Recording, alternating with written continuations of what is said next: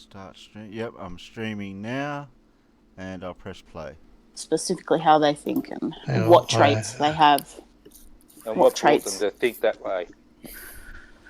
I used to be a conspiracy theorist, and then I realised, wait a second, these conclusions have nothing to do with the evidence provided. Well, the research does say that it's pretty normal to believe in conspiracy theories.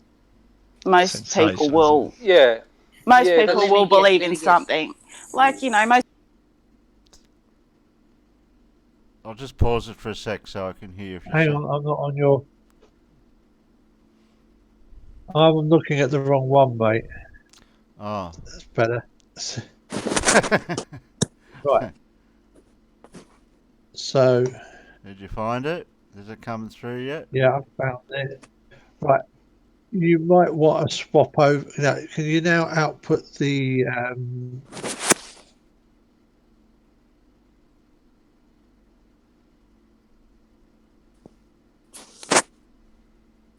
YouTube stream? Hello. Hello. We're just trying to sort out technical stuff, Gorg. So we're not ignoring you. I'm in Discord. I was saying hello to Ozzie Baller. Oh, okay. Sorry. You talk amongst yourselves. My scene selection is Discord stream, Alan. No, scene selection YouTube stream. Oh, okay. Okay, scene selection YouTube stream. Done. Next now. Yeah, I've got to wait for it to catch up, haven't I? Yeah, I know.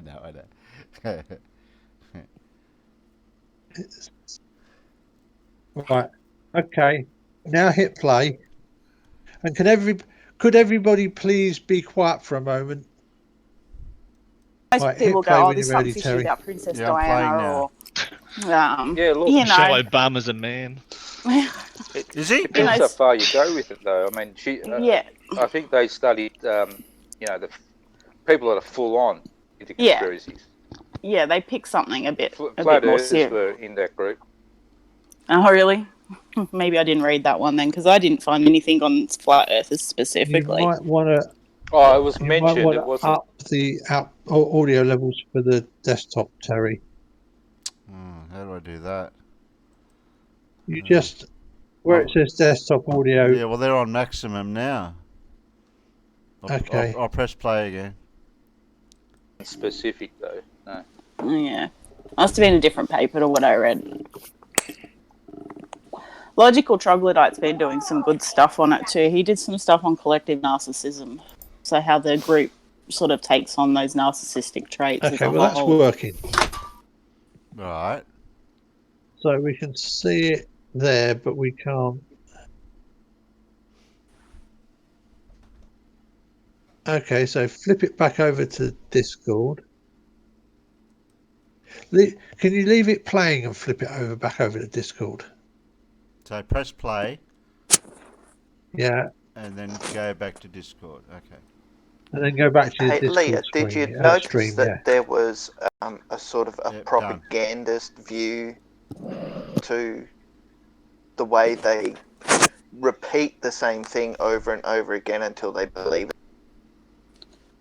No, I didn't see it put in that context, but that, let me think, that would be, they do that Yeah. because Sounding good. Okay. they're so blind to another point of view. You can stop it now, Terry. Yeah. Can we talk again? Yeah, wait a minute, Gorg. I'm going to turn that off because the double fucking audio was driving me mad. Yeah, well, I've just paused it for now. No, I'm talking about I had the stream open, so I'm hearing the stream and the Discord. Oh. So I can hear us talking. Right. And then I hear us talking again because I'm hearing the live stream. Yeah, the 5-second delay. Yes. It's a bit fucking weird. Yeah, but you're getting the show together. That's the point. Well, yeah, but we were. I thought I'd figured out a way to get around A problem. a problem, but it's not really getting around the problem the way I'd like it to. No, when you try and do things for free, getting around problems, it's not easy. Yeah, well, I was also trying to get around the problem not using voice meter because it's still fucking with my head. Yeah, I It's still know. fucking with me at the minute. And I'm not ready for So, to use guys to help with the getting the setup with the meat things just yet. So this is just temporary. Yeah, that's cool. We can still shoot the shit on the show. Yeah. we can still shoot the shit on the show. We can also stream video, But there's a but we but. can't see it. But we can't see it in Discord. Yeah. So if anyone wants to, But we will hear it in Discord. so we can hear. No, So you guys no, can. we won't hear it. Oh, But you'll hit. But if you've got both on with the audio, but if you're listening to the audio through Discord and Oh, you've got them both going to the same output device, you will hear both. it'll be so confusing. Wait a second. Why do you think I was going a bit mental just now? Because So- I'm talking to Terry and I've got the 5 second delay on, and then you guys were all talking as well. I don't know if this is going to work too. It's going to be. This is going to be amusing Yeah. tonight. Well, like I said, we don't have to, but we could review. We could review chunks of it, and then Yeah. We don't have to have a complete video going, as such. We haven't even picked a video yet. That's the problem is, if you're reviewing a video, you have to review it. You yeah. can't play. You can't really play it and then review. Ideally, you want to review it as you're going along. Yeah. Um, Hmm. that kind of needs Terry to be. I mean, it'd be all right if you're in control because you can pause it and then we can speak and you can play it while we all be quiet. Yeah. Which I can do. I can pause the video when somebody says Yeah. something. But Yeah, but you got to they remember that you got that 5 second delay. delay. There's the delays.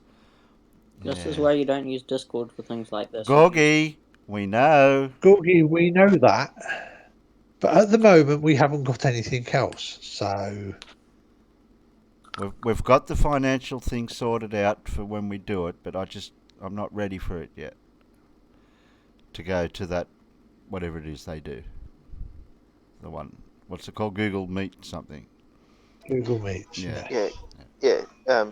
Learning to be poor and using technology is not easy. No. I've been poor for such a long time that I'm quite good at doing poor technology.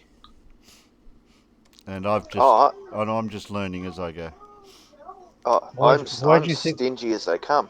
I was going to say, why do you think my DSLR is an EOS 50D, which is over a 10-year-old camera?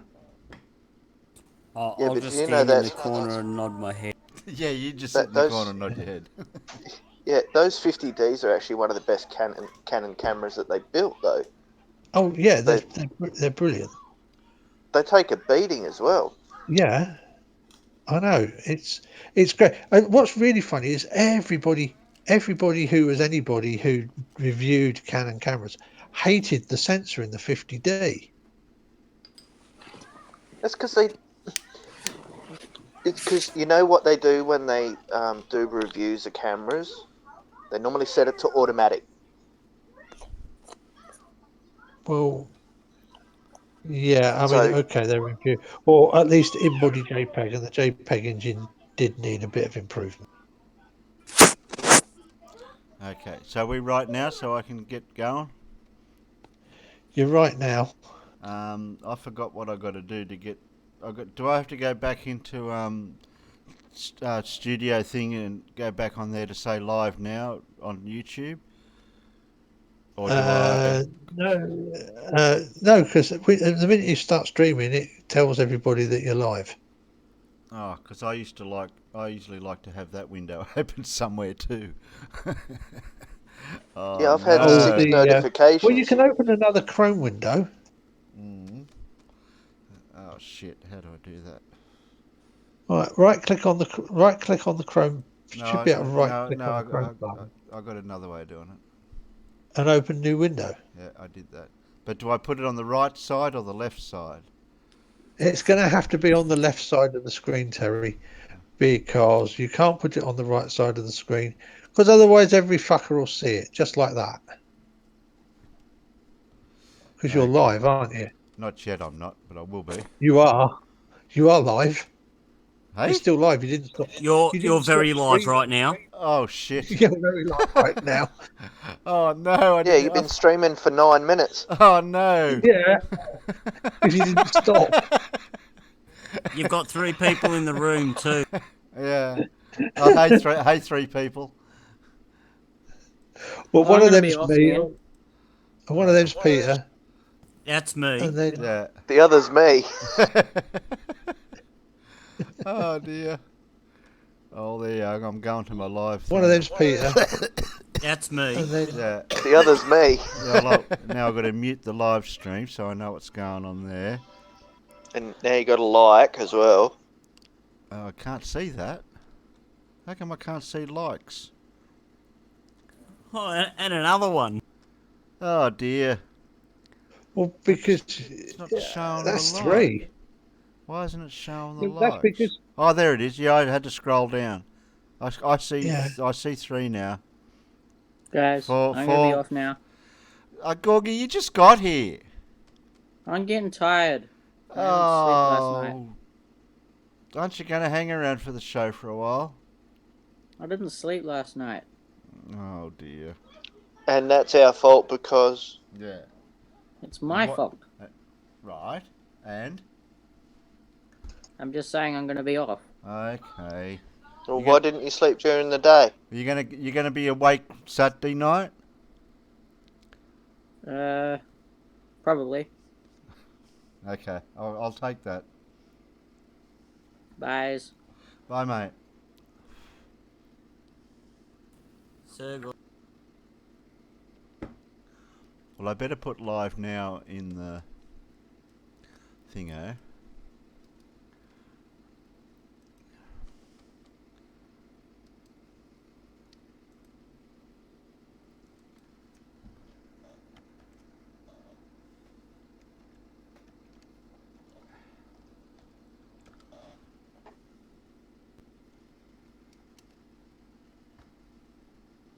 Everyone was here the other night. They come the wrong night. Oh, my ball fits. That's a nice ball. I'd be upset if it didn't fit. Well, it was a bit big before.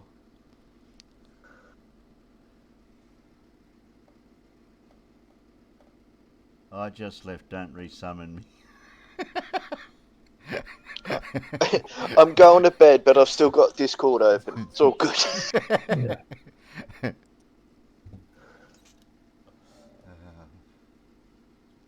Well, we did have Lee Right. dropped I've got the live stream. I might as well just dropped in. I can't make and I heads might as well or drop that in my. I can't make heads or tails of it, but she said this is a video of 9 signs of narcissistic rage, reaction, and instrumental anger. Yeah. Oh, it's Now, brilliant.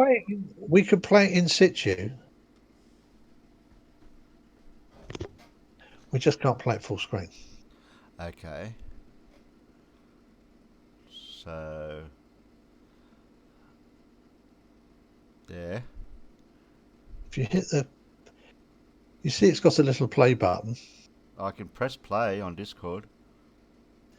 Yeah, hit the little play button, and it should play in Discord, and hopefully we'll hear it too. Topics.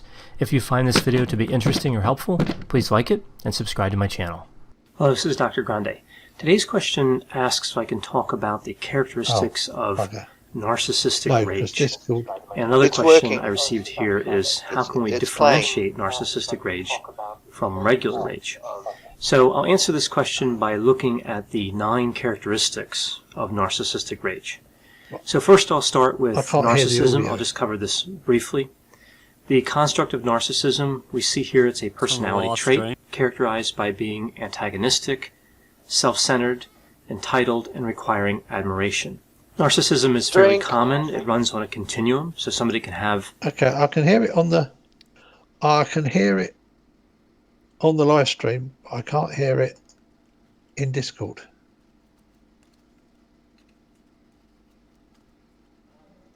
Oh, of course, because you're plus playing it. We don't say drink. It doesn't. I've just realised it doesn't matter whether you do it there or whether you do it full screen in the thing. We don't see it in the Discord, do we? No, in our Discords, we'll only see it on the live stream.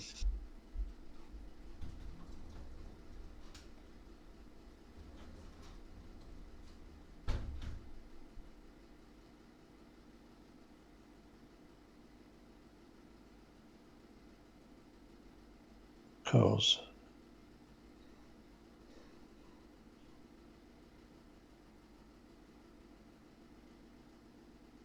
yeah. Yeah, so we need to come up with our safe word.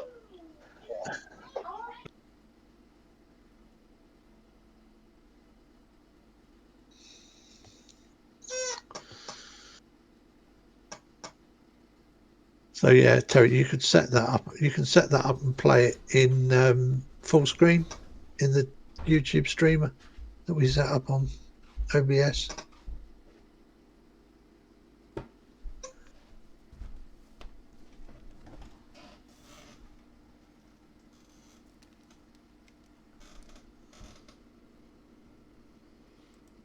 What happened? I don't know. Everything's suddenly gone very quiet. Yeah, I had to disappear for 2 seconds.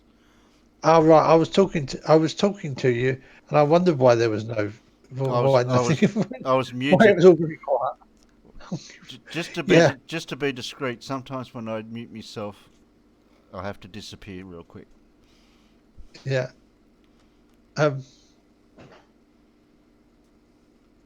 You can. Yeah, you can set it up and do it full screen because we still can't see it or hear it in Discord, can we? Because we all see our own individual Discords. We don't see yours. Mm. So we can all chat here. We can listen to a video and make commentary on it.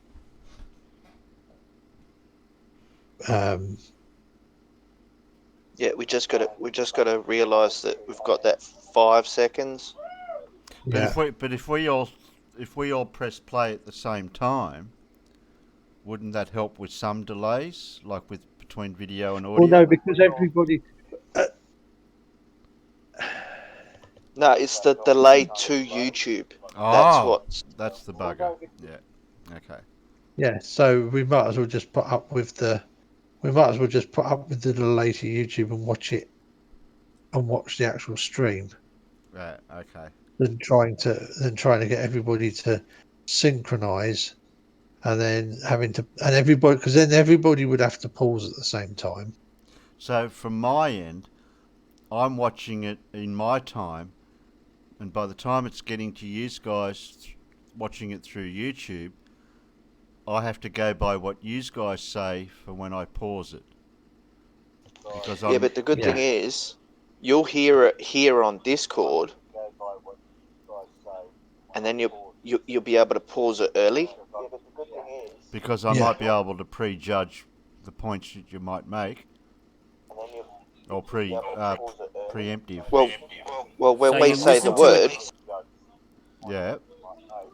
Hang on, I'll just turn that down. It'll only have one lot of delay on it. Yeah. You'll only end up with 5 seconds delay instead of 10 seconds delay. Okay. The trick would be to listen to it here, but watch it on the live stream. the mouth won't meet up, but Yeah, that's that doesn't matter. about the only way you can. Yeah. Yeah, it might be out of sync for the visual, but that's not a problem. Yeah.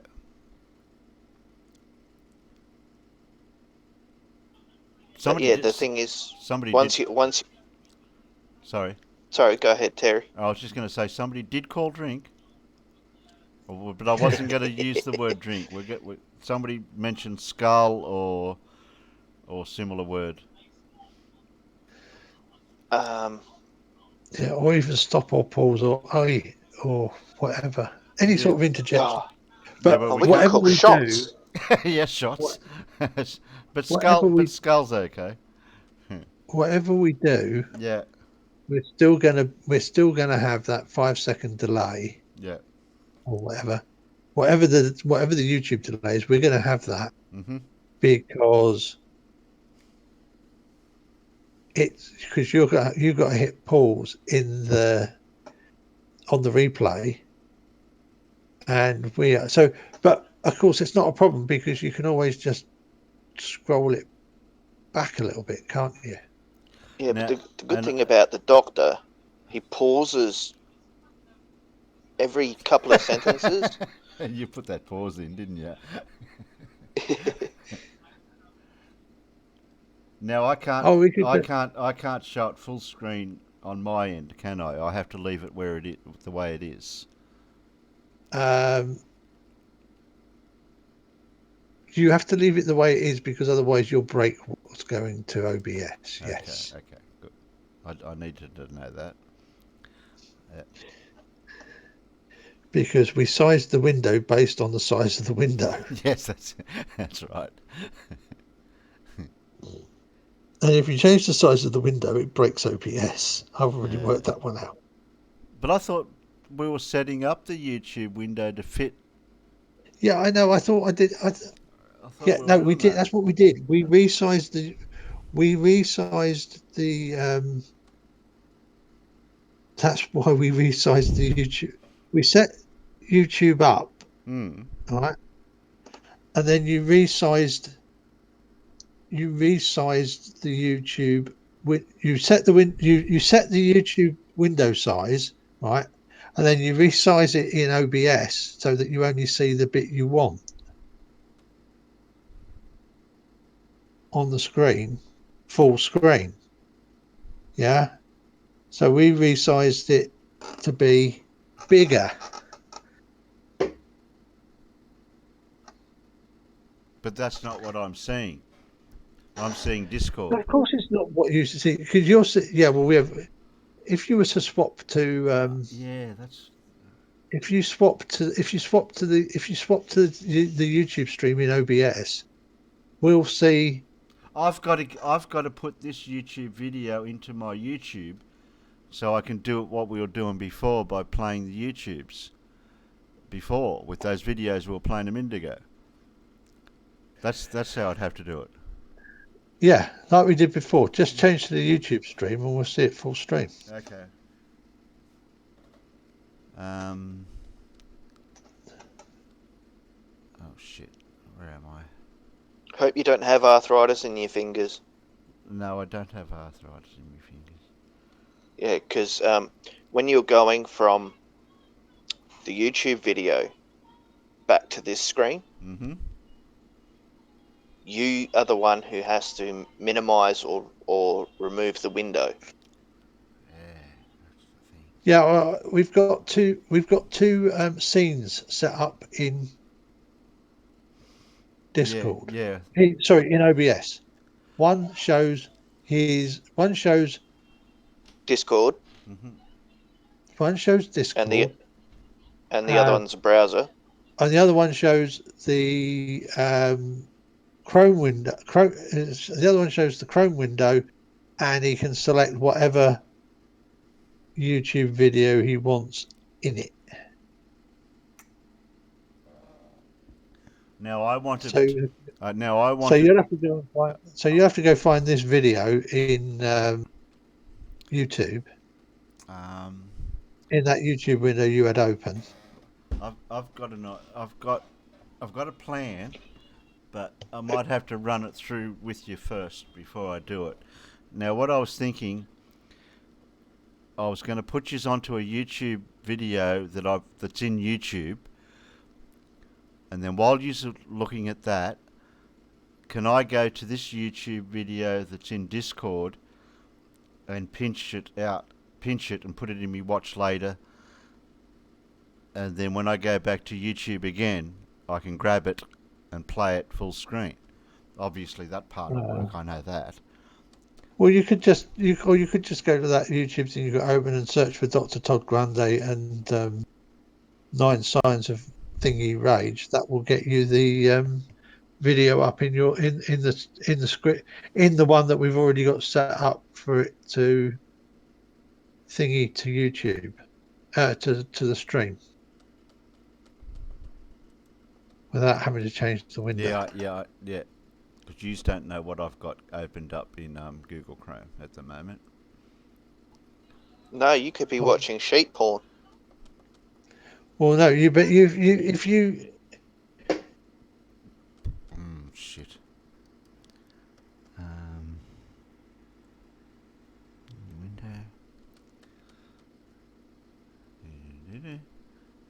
Window.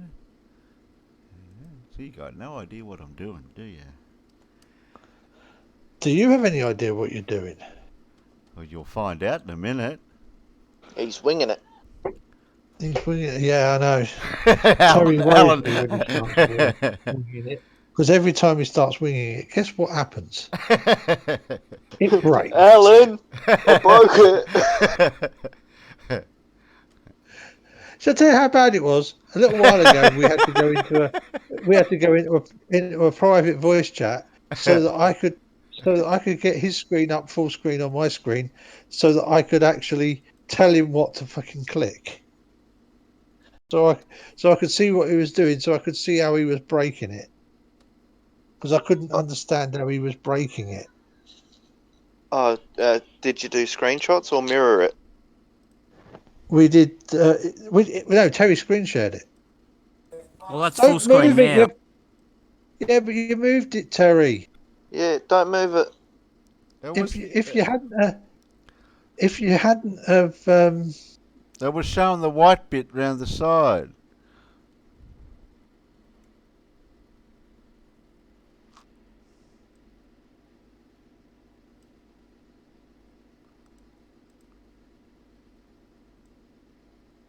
Yeah, well, that's because it would be better if you went to dark mode, probably. Oh, now you're confusing me.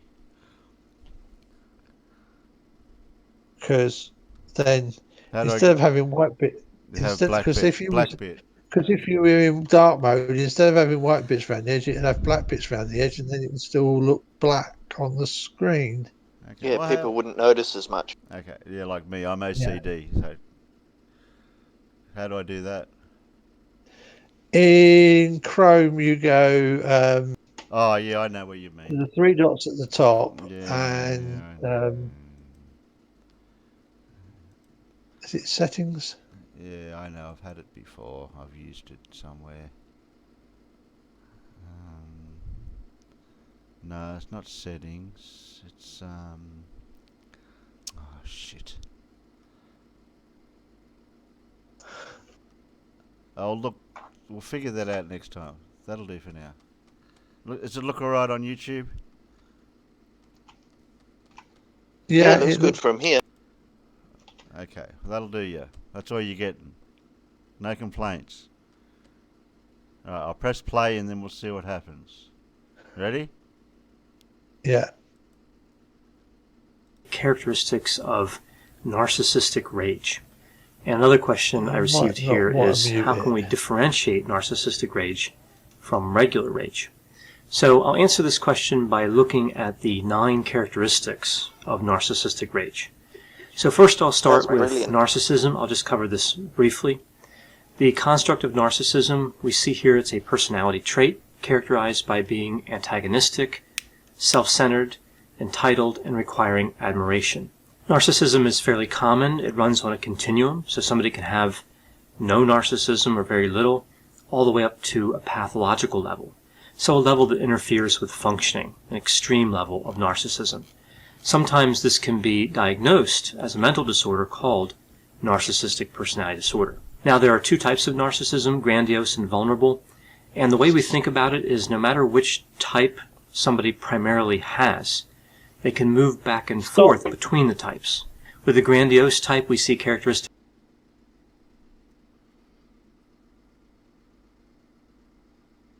I stopped. There we go. There we go. Now we can talk about it. Now we can talk about it. Yeah, especially in the construct of it's a shame we haven't got the. Oh shit! Turn that off. It's a shame we haven't got Leah here, isn't it? Yeah, well, she was typing. Yeah, she's in the server. Well, can you grab a lasso? Because she's the one that posted it.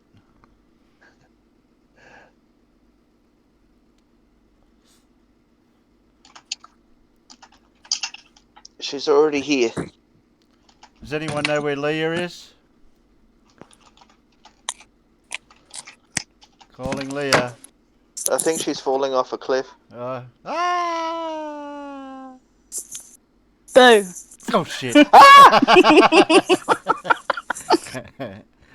know, it's funny. I haven't been on Discord all night, and I'm like, I feel my ears burning. I need to go on and see what's happening. Well, you know where you know who'd be talking about. You're us guys. I clicked on your live stream, and you're playing Dr. Grand, and I'm like, there's something wrong with my YouTube. Why is Dr. Grand on Terry's live stream? We're doing a bit of working out stuff for tonight.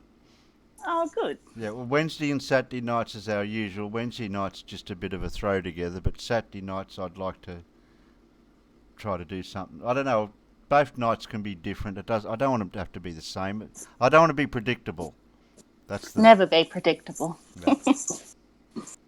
But you were saying that maybe we wanted to talk about look at this and talk about. Oh God, it's gone so far back up. You posted it a bit earlier, Leah. Yeah, it's a really good one because he's you can trust things he says. He has the scientific backing and the experience. So anything on his channel you can trust. He's very, very neutral in the way he puts across his information. So I think he's fantastic. There's a lot of people on YouTube who will do a whole Dunning-Kruger thing with psychology and talk about what things they don't really know, and he's the only one I know of I trust. So the thing is he explains the traits of the two types of narcissistic behaviors, which is really, really good. Are you talking about covert and grandiose? Yeah. So he does separate videos that goes into that in quite a lot of depth.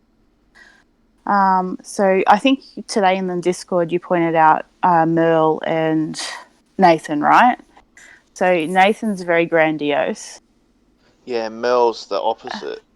Merle's more covert, so he's really sensitive to criticism, whereas Nathan, he'll have that kind of, he'll go off, but it's kind of a bit more like an arrogance rather than like, he's not as sensitive to it, and it's a good contrast actually. Yeah, because Nathan, he'll get criticised, and then you'll hear his voice change. It goes into an excited mode, so it does trigger him, but it also gives him an adrenaline rush. Yeah, he enjoys the fight too, doesn't he? Whereas Merle's kind of just having the internal meltdown because he can't handle it. and types like Merle. And it's and like there's lots of this going on in the flat Earth community, obviously, but you come across it everywhere. Of course, there's lots of people that you could give the label to if you want. Nathan Thompson is a sociopath. You reckon? I don't know. Yeah, because he loves the attention, but he doesn't get his back hairs up when someone criticizes him. Yeah, I don't know.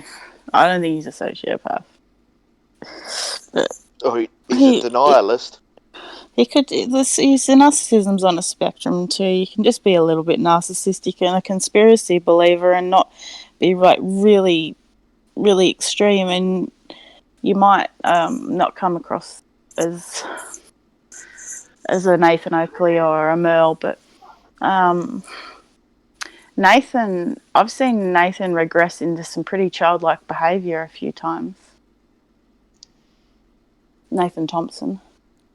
Which one's Nathan Thompson? Is he the book ripper or is he the other one? He's JM's sidekick. He's the golf ball on the end of the sledgehammer. He's not the going into stores and ripping up books one. No. Because the trouble is, there's too many Nathans for me to keep track of. Yeah, yes, there is. Especially as my future son-in-law is also a Nathan. It just gets confusing. Hello, Terry. Hi, Rosie. We're live, you know. So keep live on the internet. Yes. So talk in your inside voice. She's gone. Press play. Crack on. Characteristics like being socially dominant, extroverted, arrogant, and resistant to criticism. This last one's going to be fairly important for talking about narcissistic rage. Grandiose is also called overt narcissism. Yeah, that I'll have to stop it there. Yeah, the criticism to opinion. What did he say? My memory, which my short-term memory was better. Who remembered what he just said about criticism? Something? Yeah. I'm not sure I came in after you paused it. I didn't really hear it. And resistant to criticism. Oh, yeah. So the one person who's reasonably sound and she disappeared. Yeah. I'll back it up a couple of seconds. That way I can get the whole sentence. Characteristics like being socially dominant, extroverted, arrogant, and resistant to criticism. Yeah. The socially dominant and resistant to criticism. They're all traits that I notice with certain people. Yeah, it's that resistance. But nobody likes to be told they're wrong either.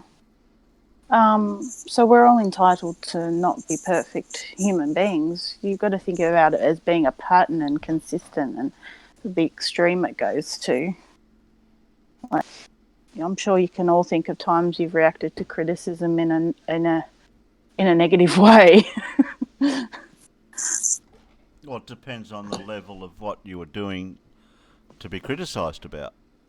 Yeah, it depends whether it's at work, in your personal life, and the person that's doing it too. I mean, some narcissists criticize you so much you end up losing your own shit. So, yeah. Oh, it really helps if we don't overtalk the audio on the video. What with the 5-second delay, if you're trying to listen to both.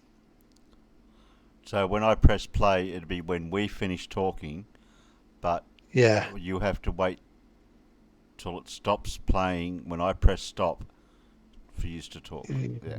Yes, because otherwise we just end up. Because obviously, when you press play, I'm going to unmute him so that I can hear him. If you then talk over it, I hear you talking over it while while you're seeing what you're seeing. And so, do you want me to tell you when I press play and when I stop? For you guys it's to know when usually I do it? would, or at least yes. I mean, if we shout stop, that's fine because we can then all mute. Right. Okay. All right. Press play. This last one's going to be fairly important for talking about narcissistic rage. Grandiose is also called overt narcissism. Vulnerable narcissism has characteristics like having a lot of shame, resentfulness, mistrust, and being hypersensitive to criticism. It's sometimes referred to as covert narcissism. So what is narcissistic rage? Well, this is an anger that we observe frequently with people who are highly narcissistic, including many of those who have narcissistic personality disorder. It has both reactive and instrumental components. So what do I mean by this? Well, in the moment when a narcissist is criticized, or whatever triggers the reaction, we see that the anger is sudden, irrational, disproportionate to the level of criticism, and may involve physical gestures or even aggression. So that's the reactive component. But then after this, we see recurrent anger outbursts and a desire to get revenge that can really last a long time. This is the instrumental part. So we have this... Yeah, I was going to pick up on something too. The anger part of it, where some of the people you listen to when you're talking to them and trying to explain it to them, something, you can see that you can hear the tone in their words change, and they get offensive. It's like as if they're being offended or something. Yeah, they take it. So, like a mature, grown-up person, if you criticize them about something scientific, they might feel a bit offended at first, but they'll correct that and go, oh, maybe I'm wrong, or maybe I'm right, and they'll think about the evidence or discuss it further, ask a question, or make a claim in return, rebut it, whatever. But if you're really, really narcissistic, you're just going to take it personal. That's all there is to it. What about when they don't know the meanings of a word that should be a generic meaning, and then they get angry. They get angry if you're saying it in a way that's the meaning, and they don't say it back as the meaning. It's like as if they've got their own meaning. That where do they get that from? I don't know. It's really quite simple. They're right and you're wrong. Okay. In their mind. Yeah, it's that redefining terms without telling you thing. Yeah. Yeah. Well, yeah. They give you an explanation or a word, but they're not explaining what they mean. And then when you question James does it all the time, doesn't he? Yeah, well, later on in this video, he also talks about how because they get so reactive, they're not able to have a rational conversation. So there actually might be, like, if there was a valid rebuttal to what's going on, often they can't recognize it and say it because they're too busy getting offended and being angry. And he gives a really good example too. Yeah, a lot of the time you'll find people become intimidated by someone that is smarter than they are. And that then you go into a defensive mode. But when it's narcissistic, it becomes an aggressive mode rather than a defensive mode. Oh, okay.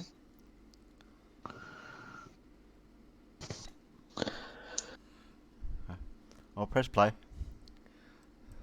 Immediate, reactive, impulsive piece, and then we have kind of a long-term piece. So reactive and instrumental.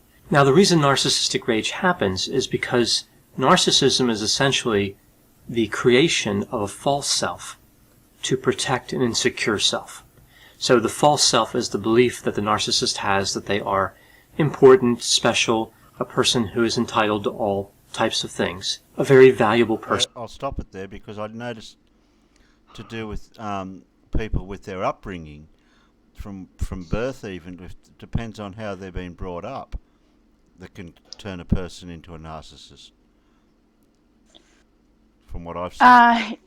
Yeah, so there's there's evidence that social conditioning can create it. There's a couple of different ways it can happen. It can be an abusive, bad environment where, so parents who praise their children for, so a typical one that they've noticed is parents who really, they'll be at the kids' football game and cheering them on and saying, "You go." It's all, it's more about that kind of achievement. But behind closed doors, there's no emotional support, and so it's kind of like a really weird contrast in what's supported and what's not. That can cause it. Also, just like a really abusive environment. But also, they can just end up like it for no reason. They can be in a healthy environment as well and just end up as one as well. Yeah, I was thinking of the abusive environment compared to the non-interactive environment, where the parents not interacting with the child at all, and yeah. Okay, play. Hello. Person by any measure, the fragile sense of self, sometimes called the fragile ego, is that part of the narcissist that recognizes that they are not special. It's insecurity, a sense of vulnerability. It's too painful to directly confront. So the false self, or the false persona, must stay in place to protect the ego from this horrible pain. So when the narcissist is criticized, that challenges the narcissism, that protective part. The narcissist compensates for the criticism through rage. Rage allows the narcissist to keep that false self in place, to maintain their own self-deception. I'll pause it there, because going back a few words he said, it's to do with the attention a person may get as they're growing up, whether to be in society or not just from their home environment, but they'll go out in society and they'll get attention. On the type of attention they may get will determine how they feel. Well, social media is reinforcing narcissistic behaviours. Okay. So it's really easy for a narcissist to get what they call their narcissistic supply online. And that's why there is so many of them online. And that's those really outrageous people that are, their likes are really important to them. Their subs are really important to them. How they appear is really important to them. They're attention seeking all the time. They're getting in all the online drama, Yeah.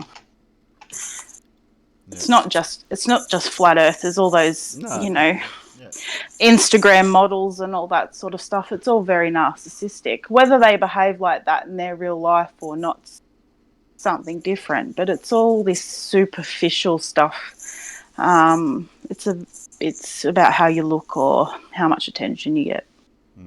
Actually, there's another thing that happens with narcissists is they have a problem with timelines. What happens is they'll think something happened years and years ago, when in actual fact it was only maybe a couple of months ago. And then there's the opposite, where they think something happened only a couple of months ago that happened 10 or 12 years ago. They get muddled up in between recent history and something long ago in the past. And what happens is they then twist their narrative around the thing they remember the clearest as that's what's currently happening, not that it has happened. Are you talking about gaslighting? Exactly. Yeah, so that's an abuse technique. That's emotional abuse. So that's another whole video. So that might be when you're like in an argument with someone, and if you're in an argument with a narcissist, you might say, "Oh, when you said X 2 days ago, that really hurt me," and they will say, "I never said that." And if you're in a relationship with a person that does that kind of thing to you long enough, it starts to make you feel crazy, because a normal person will go, oh, well, maybe I'm wrong. And so that's just a really simple example of gaslighting. You can get a lot more complex than that. It gets into if you're ever in a discussion, like the romantic relationships, where it gets really messed up. If you're in a relationship with a narcissist and you're having an argument, no matter what happens, you will always find that argument being flipped onto you. So fault will never ever lay with them. It's always going to somehow switch back onto you, and that kind of comes about with some gaslighting techniques. Gaslighting can get really complex or really simple, like I said, like where someone just denies they ever said something. That never happened. I never said that. I didn't do that. Yeah, well, there's a famous serial killer who actually suffered from gaslighting. That would be Jeffrey Dahmer.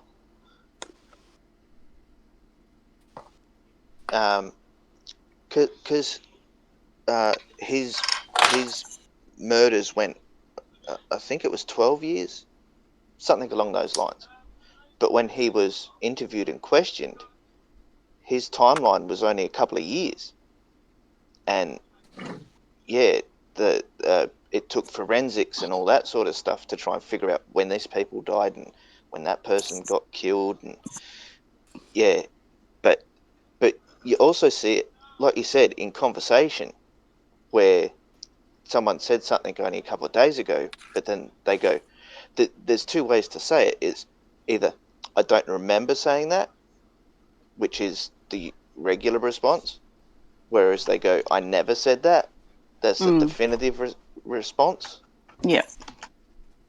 Yeah, it's a very big difference, and that's where you go down to the classic sorry, not sorry, and narcissists will often do that too. They'll somehow apologize, but at the same time make it sound insincere, which can be really confusing as well. They won't do that until they're forced to. They won't apologize until they're forced to. But if they do, they'll manage to do it in an insincere way. So they'll say something like, I'm sorry you feel that way, rather than, I'm sorry I hurt you so badly. I'm back now. Sorry about that. Oh, hi, Terry. I'll press play again. Yep. Okay, ready, go. The only person a narcissist really needs to deceive is themselves.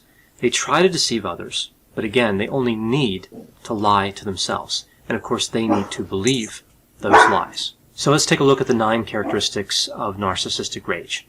Number 1, it is typically triggered by criticism. I mentioned this before. And we see certain types of criticism that tend to evoke this rage more so than others. We see criticisms about somebody's personality, like if they have a lack of caring to them, if that part is criticized, or their arrogance is criticized, if they're criticized for being condescending, for lying, being selfish, being greedy. All those could trigger narcissistic rage. And in work settings, we often see leaders or managers who are not. Now, that brings up the bit about when you're talking to well, you can talk about anyone in general, but it's more related to the flurfers in one sense, where you try not to attack. Like I know some people attack them on a personal level. With the you say they're stupid or they're idiots or those type of words, but it's the difference between that and correcting them on their knowledge. Science and things like that. Do they realise the difference? One is just going to upset them more than the other, probably. They're going to react out of proportion no matter what. Yeah, that's what I've been. So they're going to get more pissed off if you attack them personally, but they're still going to get pissed off if you attack their knowledge, because they're going to take that personally, because they're going to interpret that as you're saying I'm dumb. Yeah. Which I've noticed. It's like, what's the difference between being stupid and being an idiot? Yeah. Okay. What is it?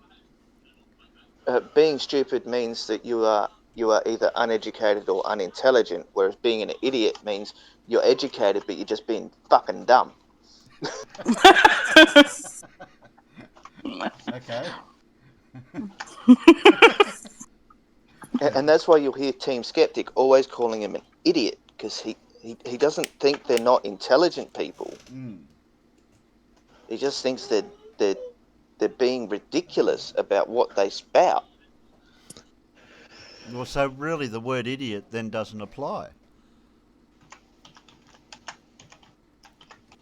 They're being ridiculous. Yeah, but idiot They're sounds behaving. They're behaving like idiots. But it doesn't mean they're stupid. So behaviour, as in, okay. Well, they are, aren't they? They're behaving like idiots, doing what they do. It comes back to that whole situation of where just because you believe it doesn't make it right. It doesn't make it true just because you believe it. Now, Baller, you don't usually say much, but we'll take that. Yeah, all right. I'll go back in my corner now.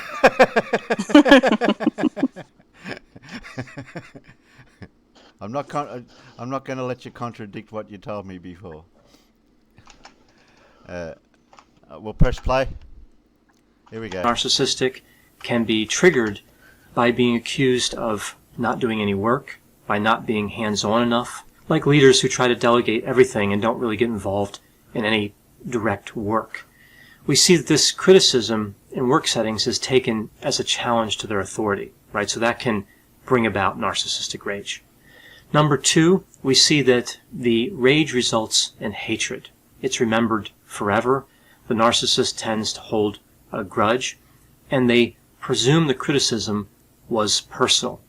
Along with this, they demand a retraction. Okay, so what have they got a problem with someone? And who's that someone?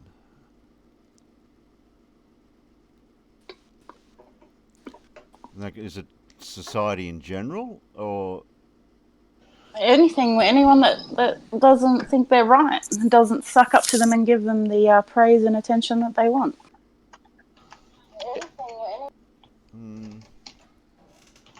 I was thinking more like it could be anyone in society that maybe done something to them in the past. Oh no! And it may have triggered that behaviour from then on. Oh, well, No. Kinda, maybe. A bit more complicated than that.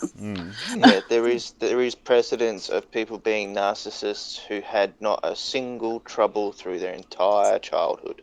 There's a genetic component to it. A lot of these things are genetic, like genetic versus environmental factors. There's lots of factors that go into creating these things usually. It's never. So like when you see in a movie where the antagonist is they got the brains to do all the bad stuff, but they got the behaviour of a narcissist in their attitude. It's like a disposition. So some people have the disposition to be, or the genetic makeup to be, somewhat of an evil person. But until that is activated in their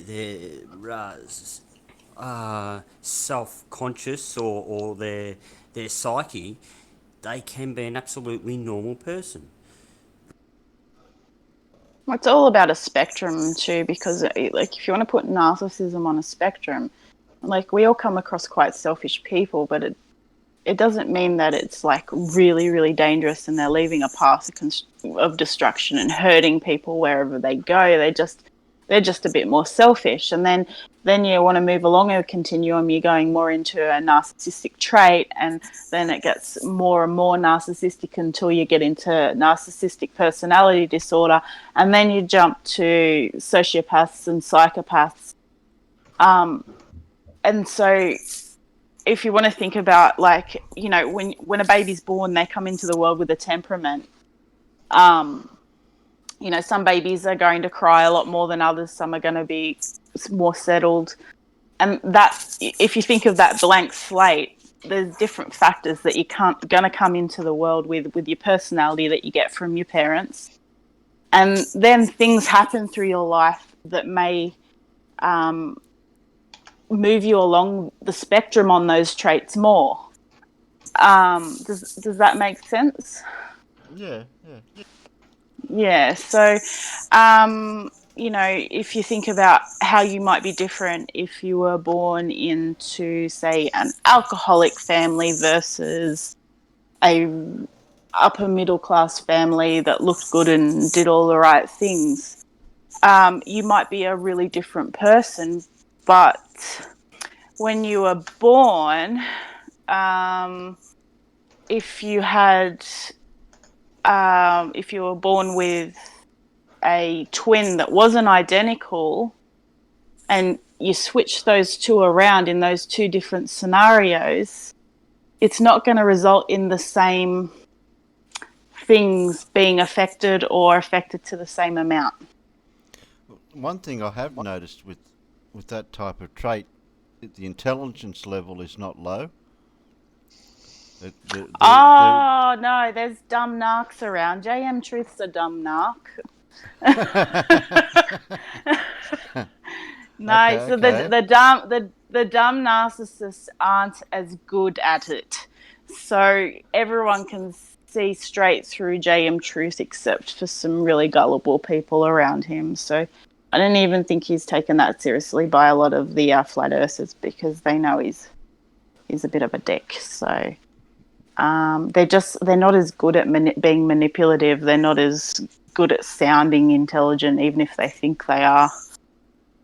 They're not as good at the word salad and the charm. Superficial charm. So they got less friends. Probably, but a lot of the really, you know, a lot of them end up with no one.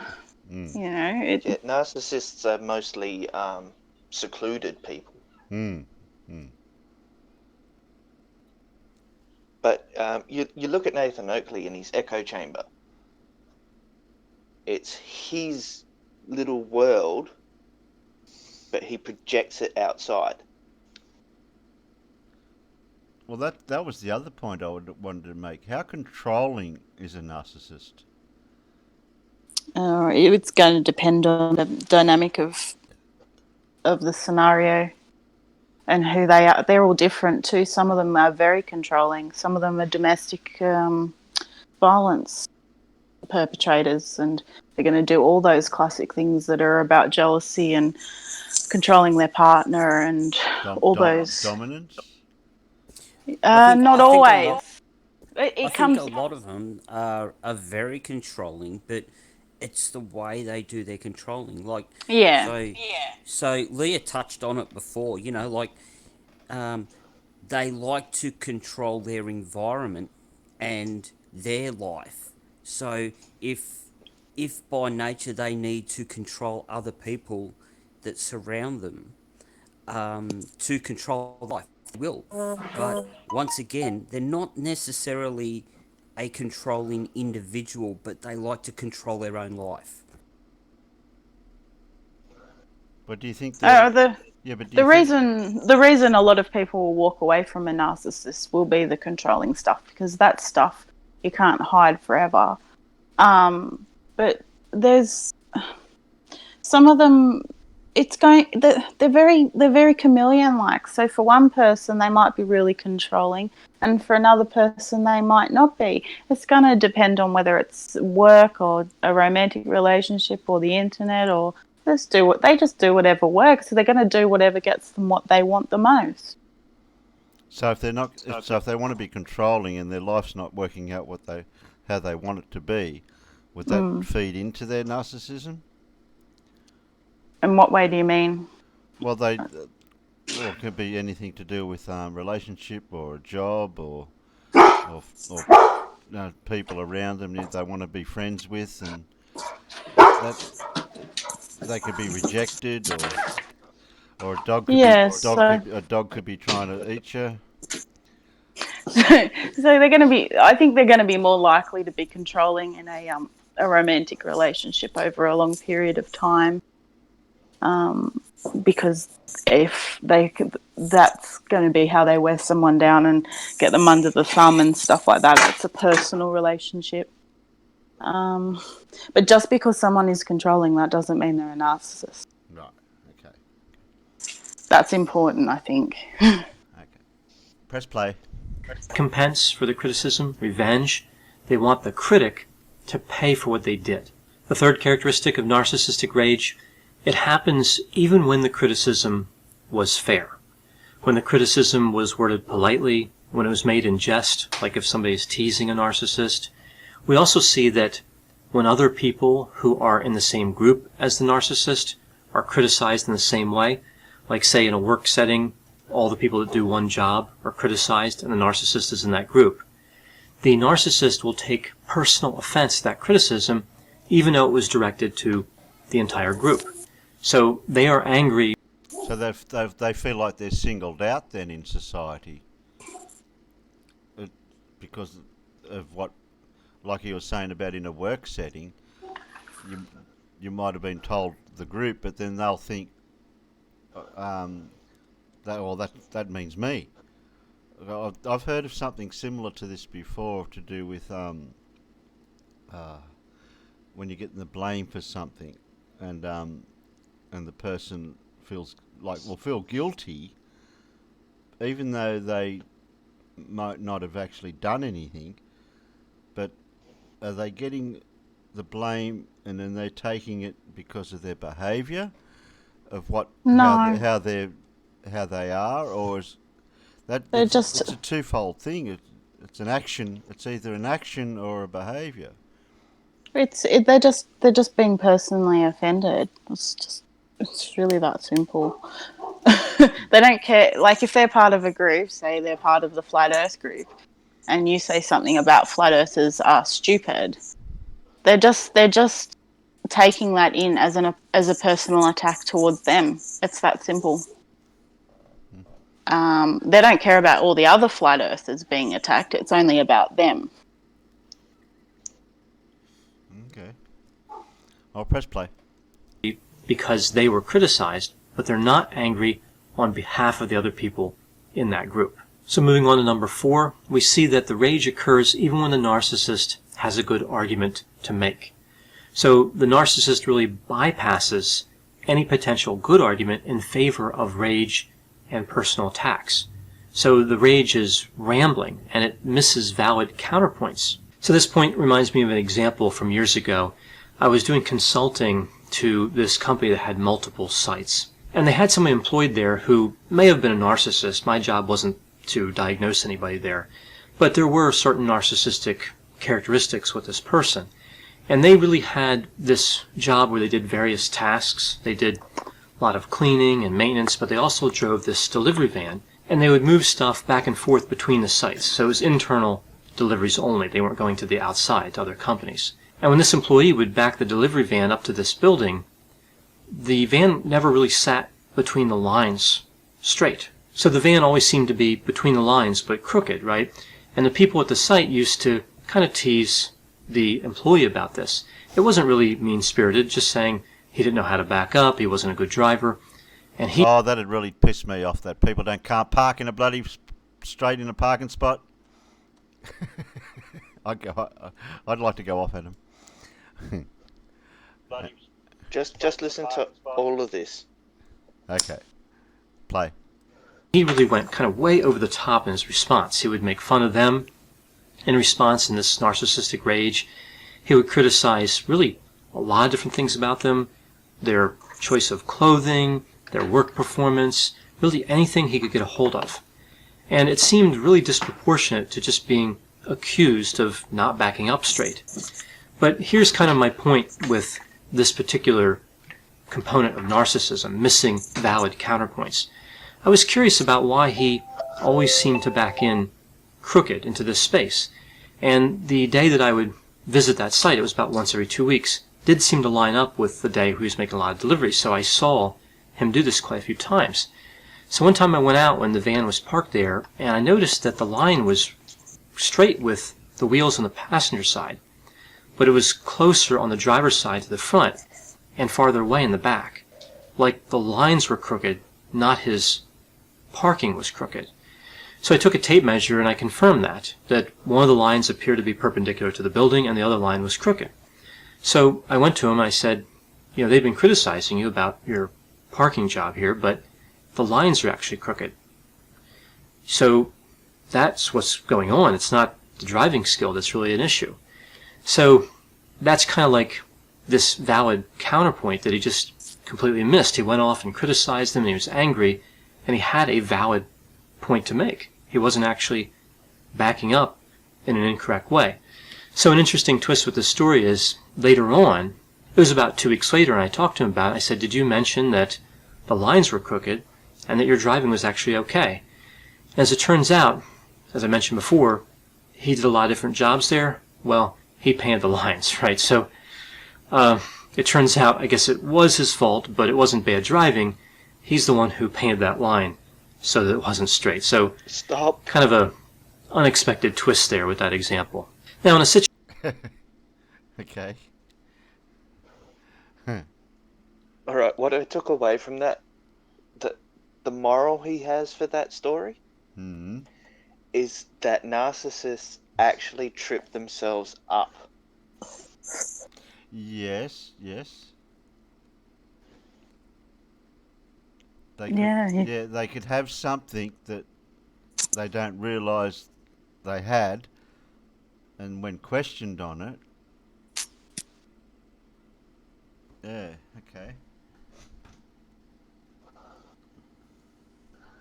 Yeah, so obviously he wasn't very good at painting straight lines, but it was his fault technically that he was being criticised for bad driving, but then he still went narcissistic at them. Unaware that that's the reason why it stemmed from something else that he did previously.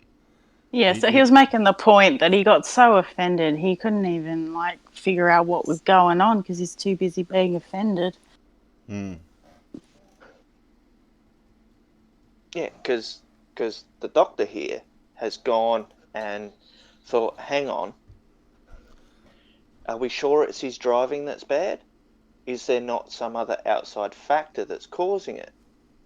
But instead, the narcissist will turn around and just attack you for criticizing them instead of investigating the reason why you have criticized them.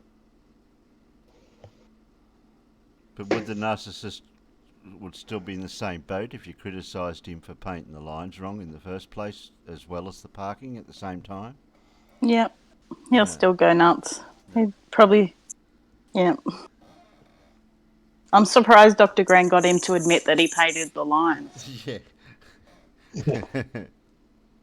But Dr. Grant would have been... Dr. Graham would have been manipulating him to figure out what was going on. He would have been amused by the situation. Yeah.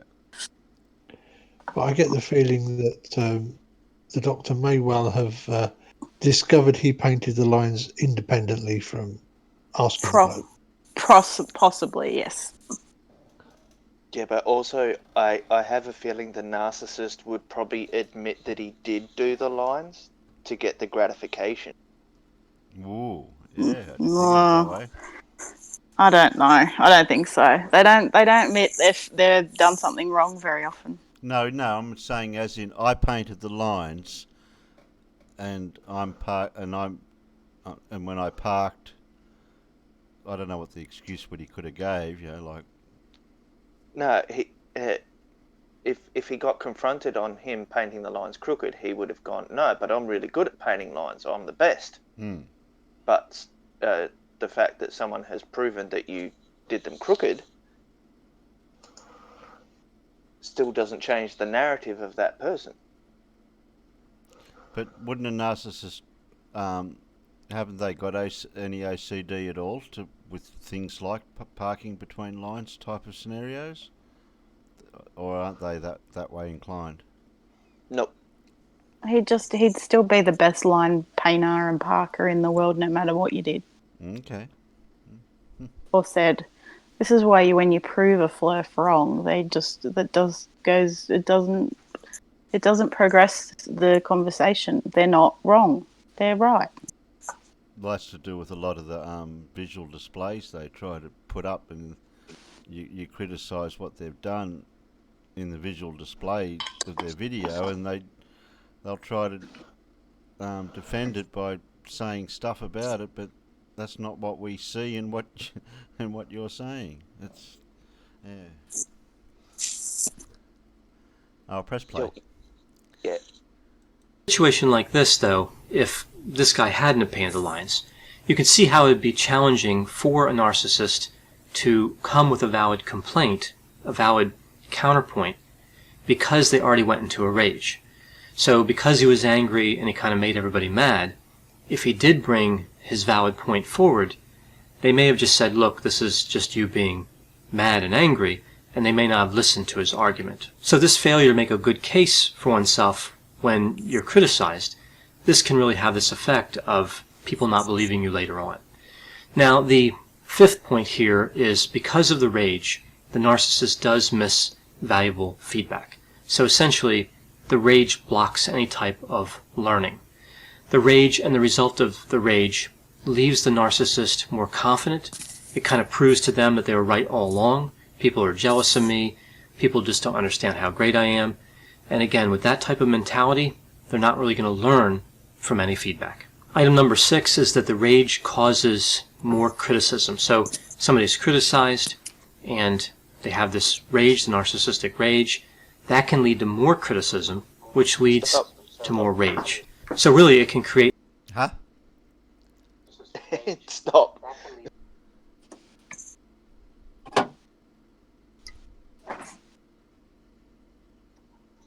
If you saw that when they get into the rage, they don't learn anything. Yeah. I was going to pick that bit out. I was waiting for someone else may have picked it out. Yeah. So you look at, and it's not just flat earthers. It's anti-vaxxers, Holocaust deniers, all that sort of stuff. 9/11 deniers. Yeah, but you have to be careful lumping all conspiracy theorists in as narcissists because they're not all. Oh, no, it's not. It's not about being the narcissist. It's about the fact that when they get their back up, they don't take in any information. Yeah, we all do that though. I mean, I see. Team Skeptic time and time again has told his mods not to censor people unless it's under certain circumstances. But it happens time and time again, and what's happening is they're letting their emotions drive their decision rather than looking at some comment logically and going, well, that doesn't break Team Skeptic's rules, so I don't censor it. That's human beings. We often do that. We all do that all the time. And so it's like I was saying before, you've got to look at these things on a spectrum because nobody's perfect either. And for anti-vax, for example, there is a lot of emotional stuff. And if you want to look at how an anti-vaxxer thinks, they think that they're defending the health of children. And so what's one thing people get really emotional about? Protecting children. They might be wrong, but they think they're doing the right thing a lot of the time. Sure, there's probably narcissists around too. But you just think about a mother protecting her children, and of course she's going to be emotional.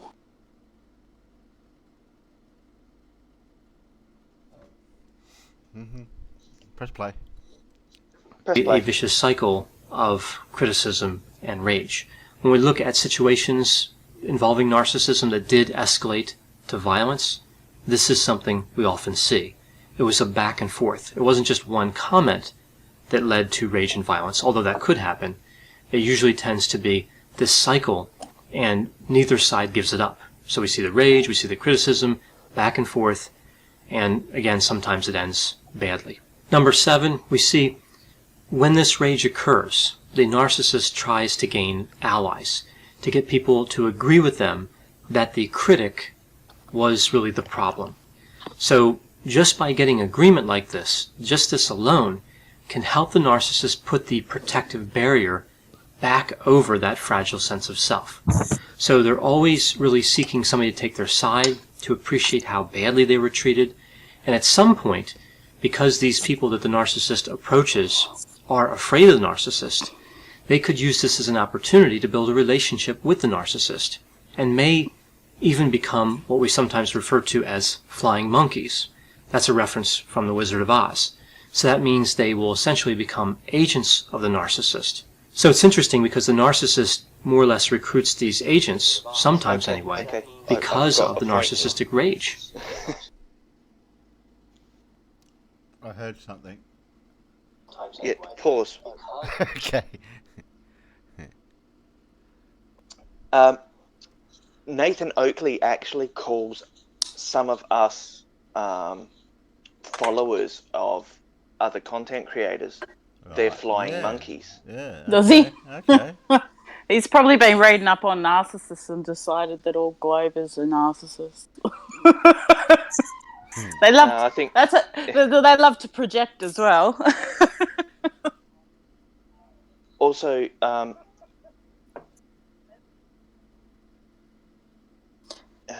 if you've watched Nathan Oakley's show, and he'll have Ranty and Quantum Eraser in there, they are his go-to guys.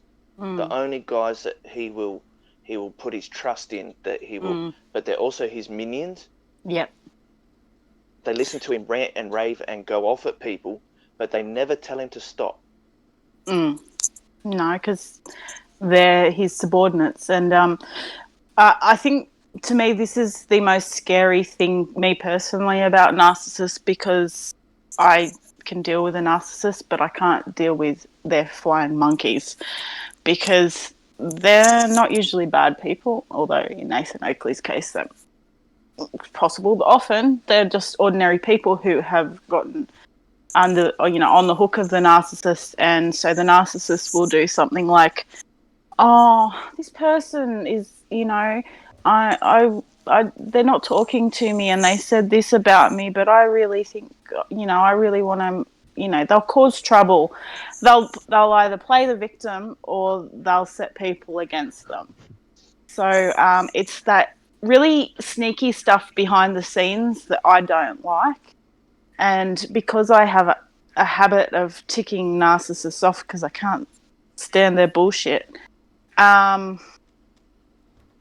that's what I really get paranoid about, the trouble that might be caused behind the scenes. And you see this going on the internet all the time. It's rife. It's this setting people off against each other because the narcissist is behind the scenes playing the victim or bad-mouthing people and gossiping. Oh, and our flight attendant has arrived.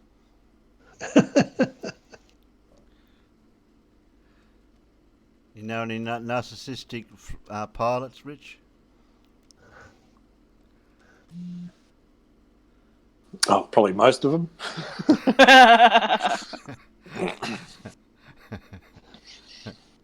I think it would be an attractive career for a narcissist, actually.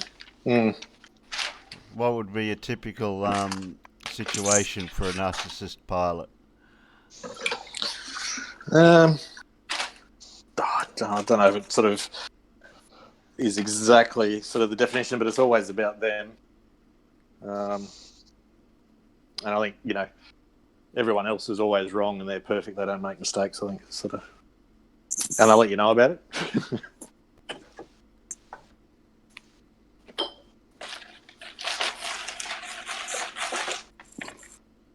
Okay, press play. So they have this rage in response to criticism, and they go out and they look for allies, and then they use those people, they manipulate those people to do their work for them, of criticizing that original critic. The 8th characteristic of narcissistic rage, we see the insulted narcissist is always on the offense and never on the defense. Typically, when a person is criticized, they defend themselves or they accept some or all of their criticism. But the narcissist goes on the offense. They attack, which is actually an incredibly effective defense. It sidesteps that original criticism and attacks the character of the critic. So they introduce criticisms of their own that distract away from the original feedback about them. Sometimes this is referred to as one of the genius components of narcissism, but it's really not based on intellect. It's just the way the narcissist functions. The narcissist needs to protect themselves, and this is how they do it. So moving on to number 9, this is the last characteristic I'll cover here of narcissistic rage. We see the rage happens in or contributes to a vulnerable state. I mentioned before that a lot of times narcissists fluctuate between grandiose and vulnerable states, between those two types of narcissism. And with the grandiose, of course, we have a resistance to criticism, so somebody shouldn't go into a rage because they're criticized if they have grandiose characteristics. And with the vulnerable, we see a hypersensitivity to criticism, so it makes more sense that somebody would go into a rage with that type of narcissism. So this fluctuation between these two types of narcissism really kind of makes sense when we think about how those types work. Somebody would really need to be moving toward a vulnerable state in order to have the rage. So can somebody with grandiose narcissism ever go into a rage? Absolutely they could. But in a sense, it's really a manifestation of a vulnerable state. The criticism can activate a vulnerable part and help move that person from grandiose to vulnerable. When the rage is over and any thoughts of revenge or anything like that is over, the narcissist will move back to the grandiose state. So the grandiose state is not necessarily written in stone. If somebody is a perfect grandiose narcissist, and what I mean by that is they have a level of grandiosity that never moves over to vulnerable, then in theory, they would have no narcissistic rage as we think about it, because all criticisms would be deflected. And we rarely see this happen. So this really tells us again that narcissism is on a continuum in terms of severity, but also in terms of type. Every narcissist is somewhere between vulnerable and grandiose, and it would be unlikely that somebody would be 100% one type or the other. So those are the 9 characteristics of narcissistic rage. I know whenever I talk about topics like this, there'll be a lot of different opinions, people who agree with me and disagree with me, and have other thoughts and examples from their own lives. Please put those opinions and thoughts in the comment section. They always generate a really interesting... Okay. I don't need to see the rest of it. That's just advertising, so to speak.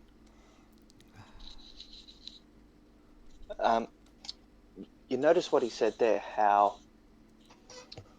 they're always, every narcissist is in between that spectrum, but they're never just one or the other. You look at Nathan, he's an angry man by nature. You can just tell that. But you'll see when he's criticized, the switch flicks, and then he goes into the rant and the aggressiveness and the personal ad hoc attacks. Hello, this is Dr. Grande. Welcome to my channel. Then you look at someone like Anthony Riley, who deflects everything as a flirt. But that's actually a narcissistic behavior, is that when you are criticized or given a fact and then you deflect it, what you're doing is you're protecting yourself from being criticized or being ridiculed with actual intelligent facts. It's a crazy web.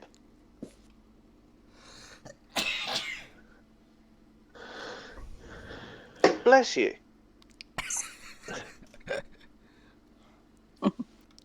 I was just going through his channel to see if...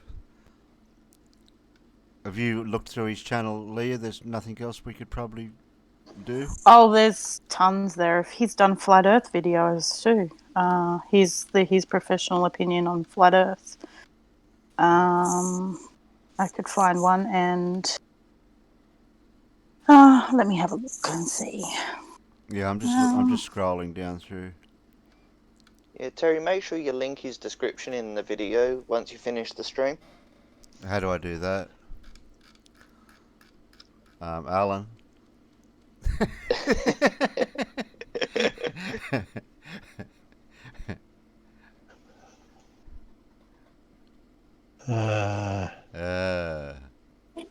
Okay.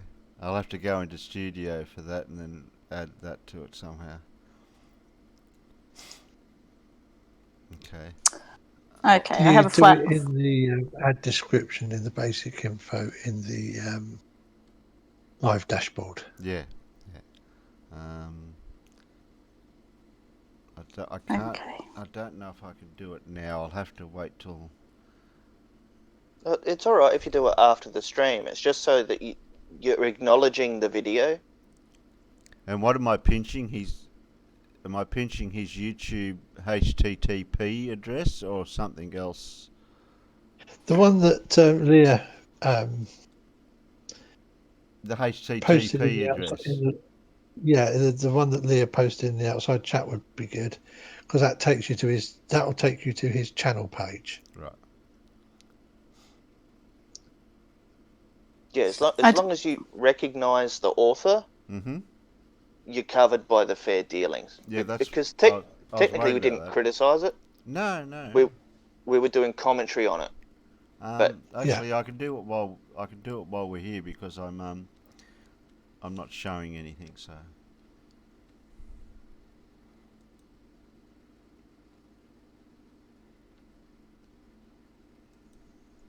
And no, Peter, we are not yelling "bah" 3 times and doing a dance. So I've put one of Dr. Grant's Flat Earth videos in the description there. I'm not sure what he says in it, but I'm sure it'll be intelligent. Mm-hmm. Yeah, that might be better for another time. I don't know that my head. I don't know that my head can do another. Okay. Watching a video. Oh, the side chat. Okay. Sorry, side chat. I didn't see you guys there. I was too busy doing stuff here. You got to acknowledge the peanut gallery. We were up to 13 at one stage. We were doing pretty good. Oh, I didn't know that. All right, I'm in my thing. Okay. It should say. Would it be in add description that I post that? Yes. So copy paste. Where'd it go? Gone.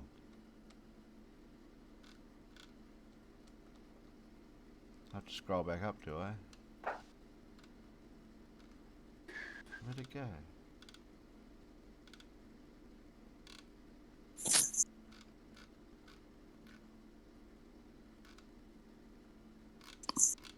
No, Leah posted it in the outside chat. It's in the live chat on the live stream, which I don't suppose you're looking at, are you? Yeah, I am now. Yeah, I've got it in. I'm in my dashboard thing. So just copy that link. Copy that link and click it into the ad description. Yeah. Okay, paste it in there. Done. Okay, that all I had to do? Yeah, should be. Okay. No, you just covered your ass for copyright infringement. Yeah, I was worried about all that sort of stuff. I don't think he'd care anyway, but. Okay. Yeah, I've got verbal permission to do stuff for some people's channels, so hopefully that's okay. Verbal agreements. Yeah, I think only really silly people get really pedantic about it, and like angry flat earthers and stuff. As long as you're not uploading a whole video and earning money off it, I think most people are pretty relaxed. Oh yeah, because we're in a position to be monetized. Yes, Yeah. yes, we're making a lot of money, aren't we? Yeah, but yeah, you know what I mean, though. Like, most people aren't going to really care unless they're angry about what you've said. They get angry about what's been said and use copyright as an excuse to do something about it. That's what happens. Yeah. Especially, I would think, the narcissists. Oh, that narcissists would make copyright claims, even if they're not going to get a good result, because they've decided that it's a copyright infringement, even if it's not. Yeah. Even if they could get countersued and lose. Yeah. That's why the Or courts at are least in the US. filled with arrogant narcissists who think they know better than the whole every lawyer they've gone to. Well, that's the family law system. That's where they really clog up the system and things get really sad. Because narcissists and custody battles is where it gets really, really, really sad and scary. The ultimate. I know this is a terrible person to bring up, but Ted Bundy. Apparently, the sheriff that was taking him to and from his court dates said that Ted Bundy would have been able to defend himself if he wasn't such a psychopath.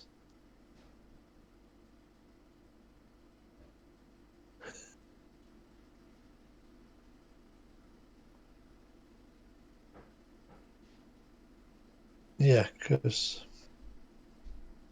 they don't know when to stop a lot of the time, do they? Psychopaths, their biggest thing is they're so devoid of any emotion. They don't have fear or anything. So the consequences to them are kind of meaningless. So yeah, narcissists can feel shame and a little bit of guilt. Not much guilt, but they can feel shame, whereas psychopaths got none of that. They just don't care. Yeah, half the time I'm never quite sure whether my ex is a narcissist or a psychopath. Because, scary. Psychopaths are not as common as narcissists. Like, when we're talking about narcissists, we're not talking about narcissistic personality disorder specifically. They're the worst type of narcissist, the one that can be diagnosed. There's heaps of people, narcissists, that can't be diagnosed with anything. It's like just dysfunctional, really. It's not something that they diagnose. Yeah, I think my ex is close to being diagnosable. Oh, we've all got that little bit of narcissism. Sure do. Oh, yeah. I mean, we wouldn't be human without it. But at the end of the day, your own happiness and well-being should be high on the list, but not at the cost and destruction of everyone around you. Yeah, but this also goes back to what we were talking about last night, Leah, with Mel and his misrepresentation of words. That narcissism and a narcissist, they're two different meanings. Just because you can have narcissism doesn't mean you're a narcissist. Yep. And having narcissistic traits is different from being full-blown NPD too. It's all on it. This is why I love psychology, because there's so many different angles to look at the same thing. I think it drives some people nuts, but I like it. Look, I've got my own psychological problems, mental illness, but I have read so many different articles and papers and doctors' dealings with everything from basically a psychopath to someone who's emotionally distressed all the time, to someone with anxiety, to someone with narcissistic traits, and yeah, it's amazing the diversity of the people that it happens to. Yeah. And even though there's more men than women who are narcissistic, there's a lot of women out there that are getting away with a lot of shit behind closed doors because men don't talk about it. I think that's a big problem as well.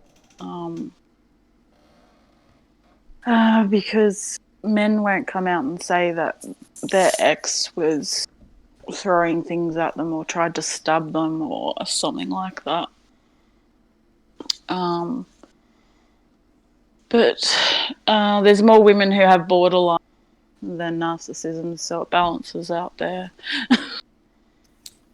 And that would be to do with social conditioning. As a single father that's got 100% care of both of my girls, I do not like talking about it. And it's you're put in a situation as a man that it's very belittling. It makes you feel less than masculine, and you have people looking at you from the point of view that, well, why didn't you control the situation? You're the man. And a lot of people don't realise that once you're in that situation, and I've got a lot of admiration to a lot of the single mothers that are out there, that that once you're in that situation, you care for that person and they do this stuff to you. You don't want to hurt them, even though they are hurting you. You get caught in that whole situation of, well, my heart tells me to do this, but my mind's telling me to do that. It becomes a very grey area to live in.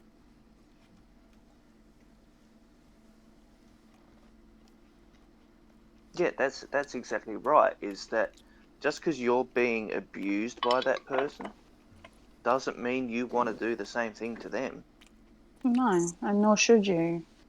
Well, if you have to defend yourself, of course, but I mean, you think about if you harmed your wife because she attacked you, the repercussions, what the repercussions might be. I mean, from the moment the police walk in the door, you'd want a pretty good goddamn cop on your side, for starters, who's not going to judge a situation and assume that you caused it and that you were genuinely defending yourself. I mean, I can't even think about how horrible a situation that would be if a man had to physically defend himself against his wife and harmed her badly. I mean, God, that would be a nightmare. Who would believe you? I was lucky that it never actually got to that point. I made the wise choice of explaining to her that she had to go. That was it. You have to go. There's the door. If the problem's this bad, use it. Go. And realistically, I totally agree with you, Leah. If it gets to the point where you have to physically defend yourself, you are going to be seen as guilty first, no matter what. The way the system's set up, the man's guilty in a situation like that, because that's where the blame generally comes from. That's where the problem generally occurs. So yeah. Well, we have one woman a week dying from domestic violence in Australia. So you can't. Going up against that statistics is pretty tough. It's because it's a really bad one. And there you're totally is right. Actually a counter to the domestic violence count, and that's the rate of male suicide. I was just about to say that. Yeah, well, from the thing with that is the number of attempts are approximately the same. So what happens with men is that they choose more violent ways, so they're more likely to, it's a terrible word, but succeed. So women are more likely to try and overdose and then end up in hospital and survive. So yeah, it's not black and white, that one, but women are more likely to get help, and that's to do with social problems, obviously. So yeah, but there's been a correlation of that male suicide. A lot of it stems from behaviours of their partners that have caused them to get into that position, and then that doesn't surprise me. Yeah, and then they've only had that way to go. Yeah, I can't speak for every single male that's in that situation, and obviously, realistically, every single situation would have to be addressed individually. But it puts you in a very, very dark place. You do think about some very dark thoughts. I was very lucky in the situation that I had my two girls that I had to care for. I had my two girls that, well, I have to put myself aside in what I'm thinking because they're more important than everything. So, in a lot of ways, my girls were the ones that got me through the situation. And it's made me a stronger person now, but it's made me very much aware of where the lawmakers and the statistics are somewhat not necessarily for men. Even as far as Centrelink is concerned, the hoops and hurdles I had to go through just to explain to them that I had 100% custody. That I had to get 6 letters from not just family or friends, but professionals like doctors and people like that to prove that I had the girls 100% care. Now, that's disgusting. women don't have to do that. No. You know, there's also a big 32 pages of paperwork I had to fill out for Centrelink just to prove that I had the girls. Women don't have to do that. Yeah, there's also a big problem in the family court system favouring women too. But don't get me wrong, I'm not saying that like every situation is the same as mine. Okay, so No. I'm not trying to like shoot down women and say women don't get abused or anything like that. Just the lack of equalisation of laws and beliefs when it comes to the government authorities is just ridiculous. Yeah, it's not good.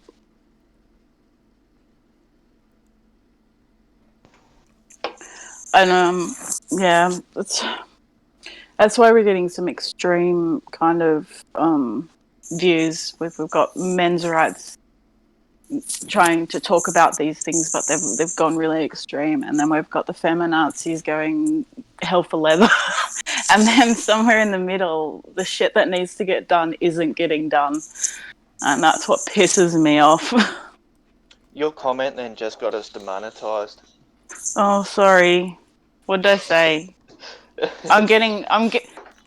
got me on stuff. Leather.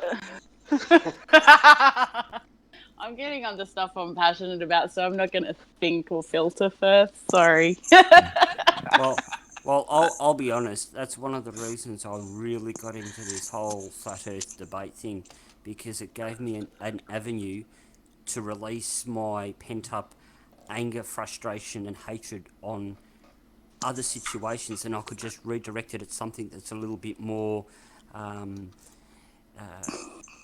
I don't know, more important to mankind as it would be. Just watch Jutmonk.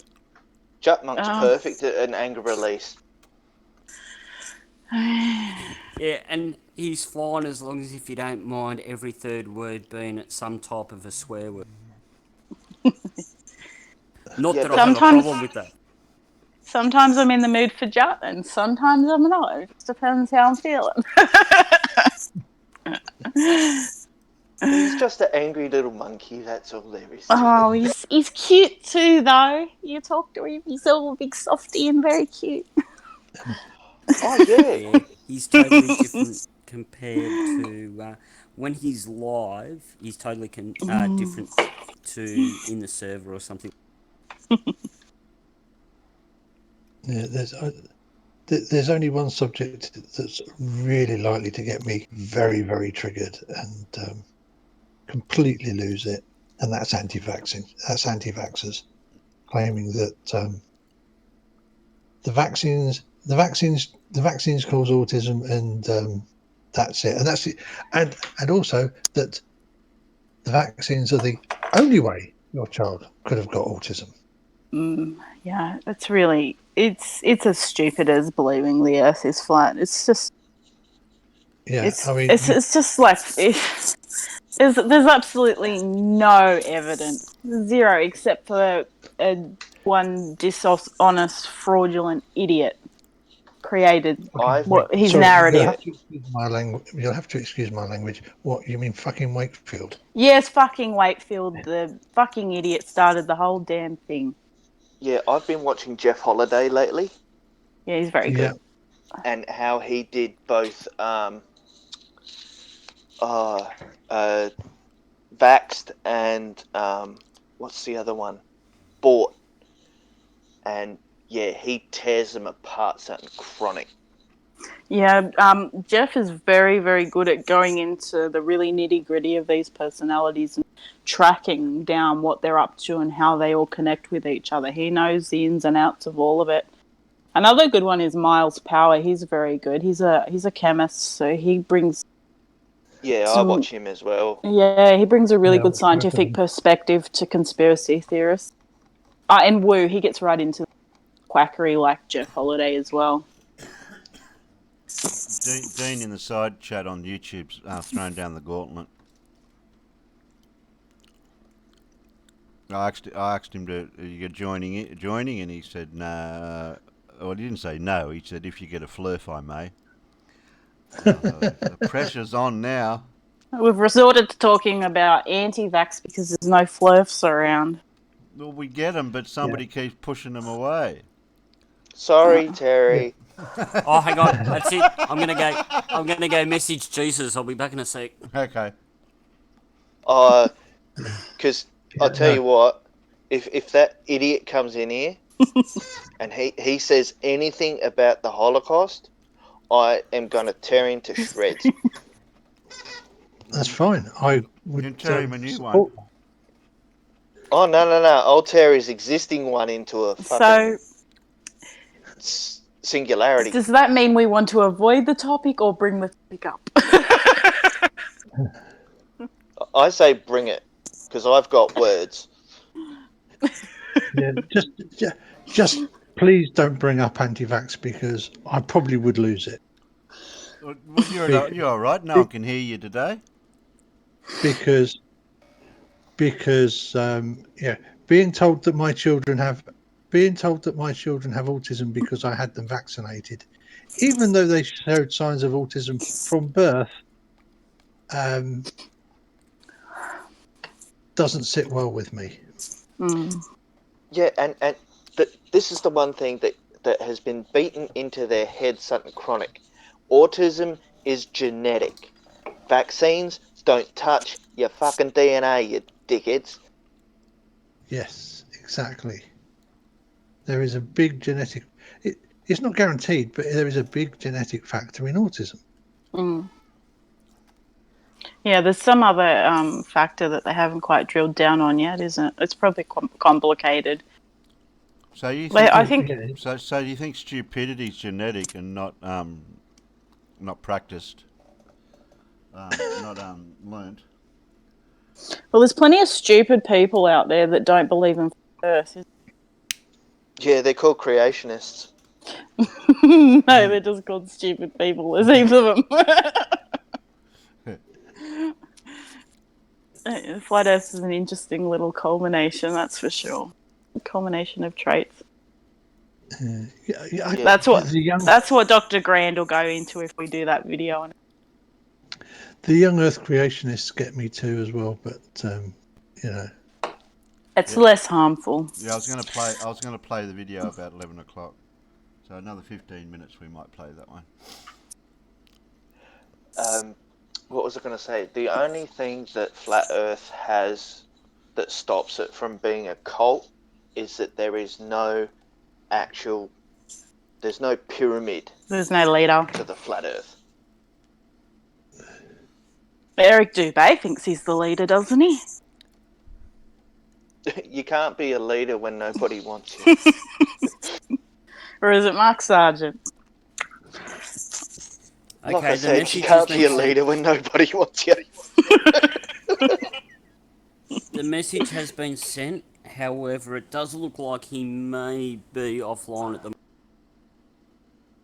I've got a feeling we won't get him on here at night time because he's too drunk or stoned. Oh shit! You shouldn't really have minimised your Discord window.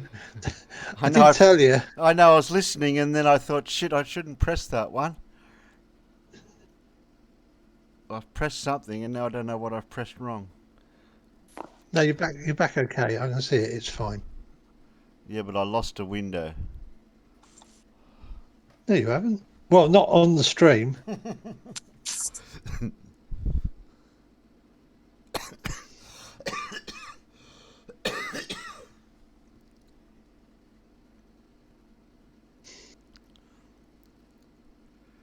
I was trying to do something clever. Like what? Copy paste into the YouTube to get ready for the next one in about 10 minutes, 15 minutes. Yeah, you keep minimising. You keep forgetting you don't need to minimise Windows, and you really shouldn't minimise that one. Displaying what you want to display. Yeah, why don't you have your credit card details as your desktop? Okay, I'll go and get them. Yeah, we just need the back of the card first, you know. Yeah, I'll go and get it. It's out in the car.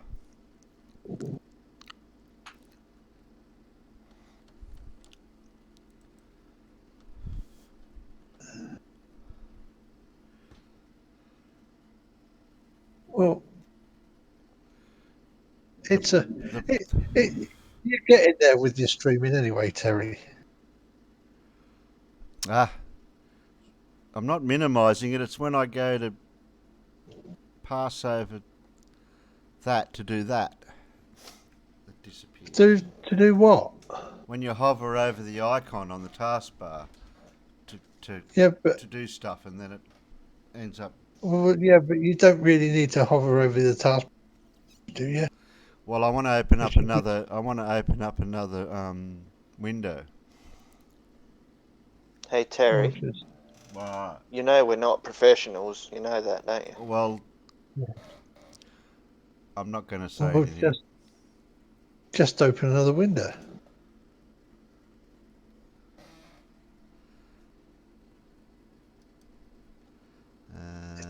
New window. What window do you want to open? I got it. I've opened a new window. And I'm going to paste a link. Oh shit, I mucked it up. So you're going to see me do stuff over there.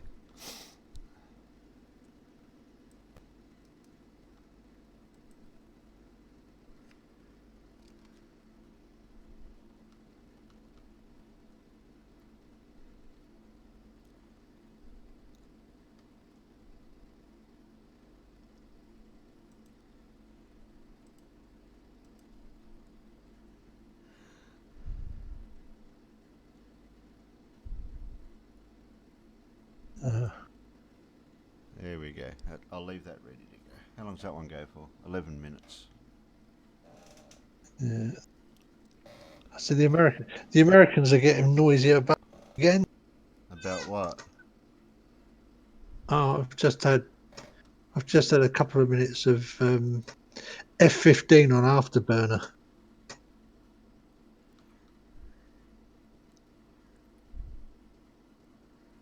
They get loud when they have the afterburner on.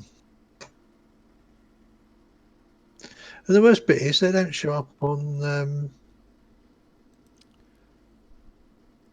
Flight Radar 24 either. Because they don't have that much military stuff on there, unfortunately. Yeah, no, you can get a one of those thumb drive type receiving units so that you can watch all of them. Yeah, get the. I have a. I have the required digital TV USB stick in a box somewhere in the loft. Hopefully, sometime soon, somebody might be able to go up there and actually go through all that shit and find it, and then I shall convert it to an ADSB receiver and stick it on a big pole in my back garden, along with a Raspberry Pi to decode it all and send the data to me in my to my main computer so that I can actually look at it and have some actual data to prove that to see it that an aircraft that is 300 kilometers away has to be at least 10,000 meters to be able to see it, rather than the 2,800. Well, in fact, no. If it's a flat Earth, it'd be no altitude at all, would it? I would be able to see them at any. There. I know what you mean. You guys know what I mean, don't you? Yeah, we understand you, Alan, but a flat earther wouldn't. Yeah. Sorry. I have a health condition that affects my cognitive abilities at times. I do not consent. You do not consent to what? You having health issues. Okay, thank you. Well, tough shit. You're going to have to put up with them. I didn't consent either. I didn't consent either.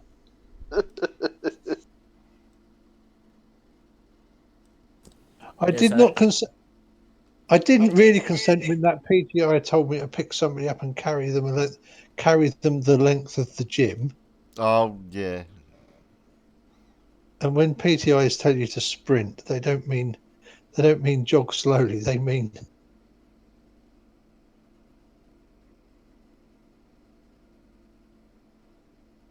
now you're going to bring gravity into it, aren't you? well, they make you run like there is some sort of evil thing behind you. Well, zombies. Usually the PTI. It's a screaming PTI. They love running behind you and screaming at you that you're not running fast. If you're not running fast enough. Generally, it's an officer with a charge sheet. Oh God, no! No. It's PTIs because they're all technically NCOs, so they can have. They don't need a charge sheet. They just run after you screaming a lot. Furball's streaming in 7 minutes. Yeah, I've seen that. I'm starting to run out of screens. You know what Furball's stream is, don't you? His 2.5 hour interview with JM Truth. Oh. Yeah. We don't have time for that. No way. That'll be 2.5 hours of JM talking about himself. Yeah, but well, apparently 45 minutes is his military service. Oh my gosh. Yeah, I've already watched his testimony. That's probably the best bit. That's probably the best bit because whatever he says, there's a lot of inconsistencies in what he's said already. Yeah, but do you know how long it takes to actually figure them all out? Me and Rider of Dinosaurs have been doing a spreadsheet, and I think we're both giving up. because what he does is he embellishes the truth. He doesn't outright lie. Kind of hard to get him. Yeah, from what Furball said the other day when I spoke with him, JM Truth, he believes JM Truth has served where he says he has served. However, as you say, there is probably a lot of exaggeration. Yeah. And I'd kind of go with I'd kind of believe what Furball says in that situation. Yeah, it's my take on him as well. I totally agree. I believe he's served. I believe he's done the overseas service that he says he's done.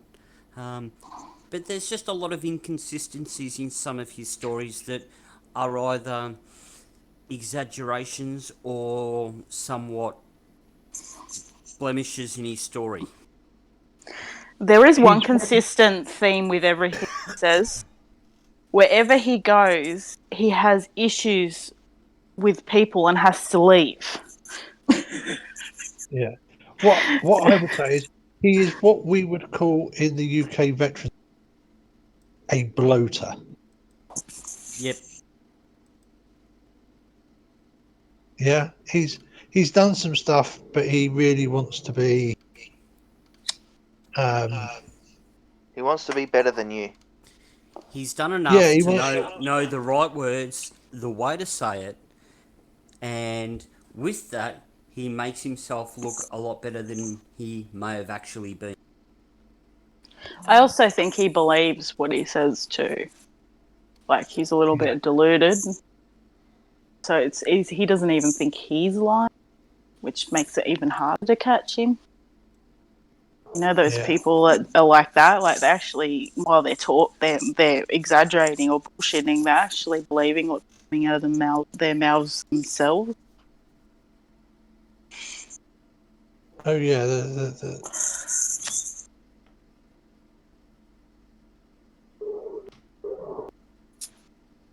flipping F-15s.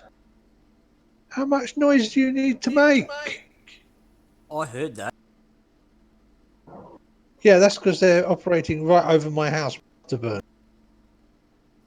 Has anyone seen what Gently's channel wrote in the chat?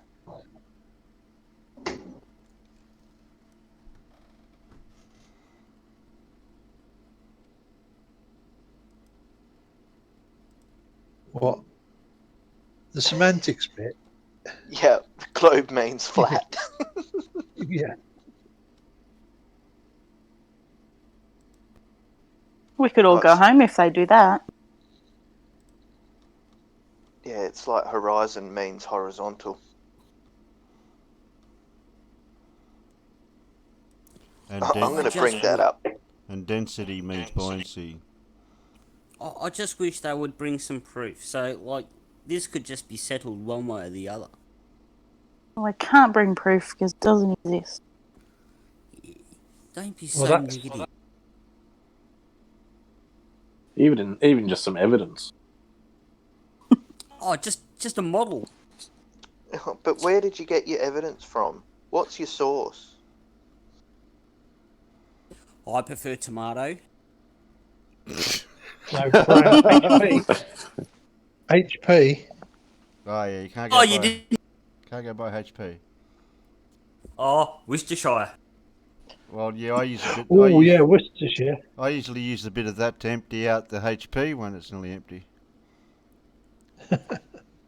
Yeah, Worcestershire. I'd have that on mushrooms or tinned tomatoes on toast. Oh, now you're talking. Look, don't talk food. I haven't had a proper dinner tonight. I keep telling Rosie to get Worcestershire sauce, and she never puts it on the bloody shopping list. Yeah, conveniently forgets it because she doesn't want it. Correct.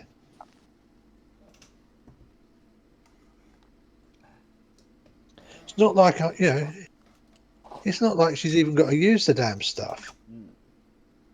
I tell you now, that's the best thing about living alone now. When I go shopping, I buy stuff that I like, and the kids will. Yeah, you don't have to put back the Tim Tams, do you? Oh no, I'll buy them because they become bribery for the kids.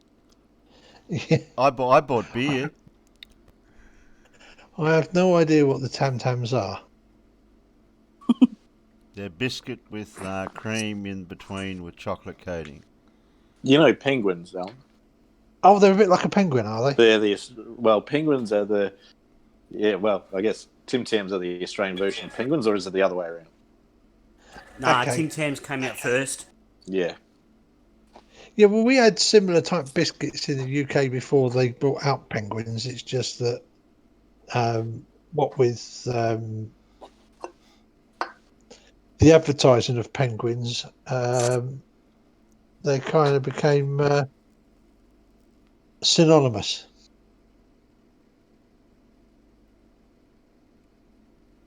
One of those trademark dilution problems that some of these companies get. Like aspirin and Hoover.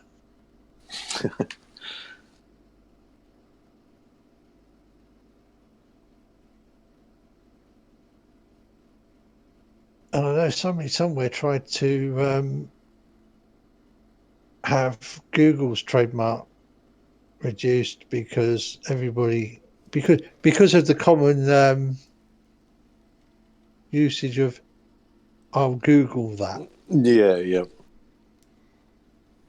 Regardless of what search engine you go, even though of course most people who say "I'll Google that" really are going to use Google, aren't they? Mm-hmm. Because who uses Bing anyway?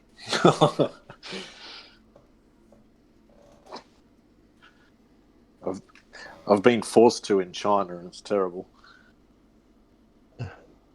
We're talking about the same thing, Rich? I think so, yeah.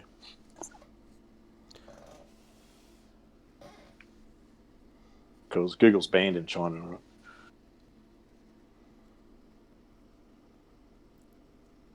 Yeah, which is funny because China make phones that use Google.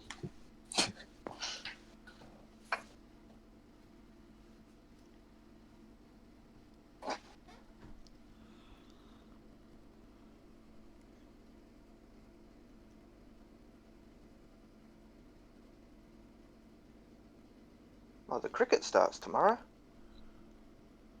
You mentioning cricket for the dead air or the cricket as in cricket? The Ashes. Mm. Oh. Starts on Thursday night. Oh yeah, I guess it will be Thursday night for you guys, won't it? Hello, guys. Just gotta correct something. Oh no! Look, we haven't got a fluffer here, okay? No, we no. tried. No, but China make phones that use Google. 90, something like 98% of the phones in China use the Android operating system project. That is not Google. Oh, Google are the chief maintainer of it, but they do not explicitly own it. What Google own is the Google Android certification program along with Google Play services, which China don't have, but they do have Android. Just thought I'd clear that up. That's okay. We're There allowed you to. Worthless bit of information number one for today. You're welcome. Yeah. Well, we don't mind facts here, Dean. Oh, nice. We were specifically talking about the Google search engine.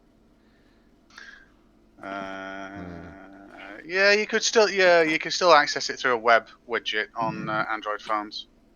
I'm just imagining China having Siri and then they ask something, they say, sorry, can't do that, Hal. Do you not get flurfers that come in here then, Terra? Well, there's a bit of a story to that. Yeah, okay. Something happened yesterday where we got somebody in. It was 2 days ago, Terry. Was it 2 days? Shit. It was 2 days ago. Yeah, stop. Don't be a narcissist, Terry. And you killed them, did you? And that were it? They're gone? Maybe somebody else can tell the story because I might be too objective. He was just a little bitch, so it doesn't really matter. Right, was he not a serious flat earther? Oh no, he's a serious flat No. earther. It's just when he gets criticised, fuck me. Did he get a bit defensive and shouty? No, he rage quit without even getting angry. Oh, nice. Well, we're talking about some good stuff, like sex and something else.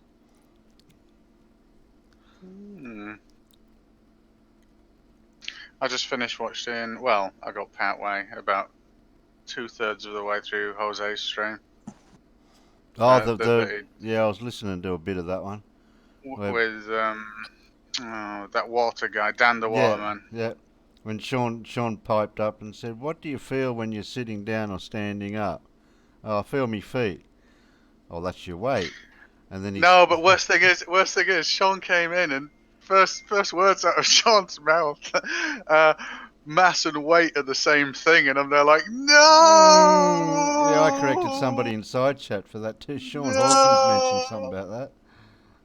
It's like, I said, no, no. mass has got nothing to do with it. You can have mass without actually having weight. Believe it or not, it's called it's called a fucking proton. A more interesting thing is you can have force without mass. How weird is that? I'll leave it to the panel to figure out what I'm referring to. That'll be Well, trivia for today. No, because no force required to bend photons with gravity.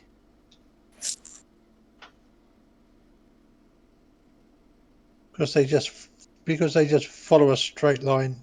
They just follow a straight line through curved space. Wait a minute. Sorry, I'm distracted. I've got more camera gear turning up, and eBay alarms just gone off. I'm going to say you. No, I'm still. Oh, wait a minute. Oh, I'll post a picture. Oh no, show and tell again. Yeah, no, it's building up now, Alan. I tell you, I've got external HD monitor and all sorts of stuff, but my rig still hasn't come. The Steadicam, and it's pissing me off. Because you can't build. Because you need the rig to build everything else on, don't you? Oh no, not now. Not now. I can build multiple rigs out of the kit that I've got. So yeah, I don't. I've got a handle. I can hold it. I can mount it to another shoulder rig that I've got with follow focus, but I wanted it mainly with my Steadicam. So, but it's still. Wait a minute. Where is it still at? In fact, I'll give you all the link. How cool is this? And then you can all track my friggin' Steadicam. Wait a minute. Where are we? Will we be able to track it to your doorstep? I fucking hope not, but I don't give a shit. Yeah, your parcel's being delivered at XYZ.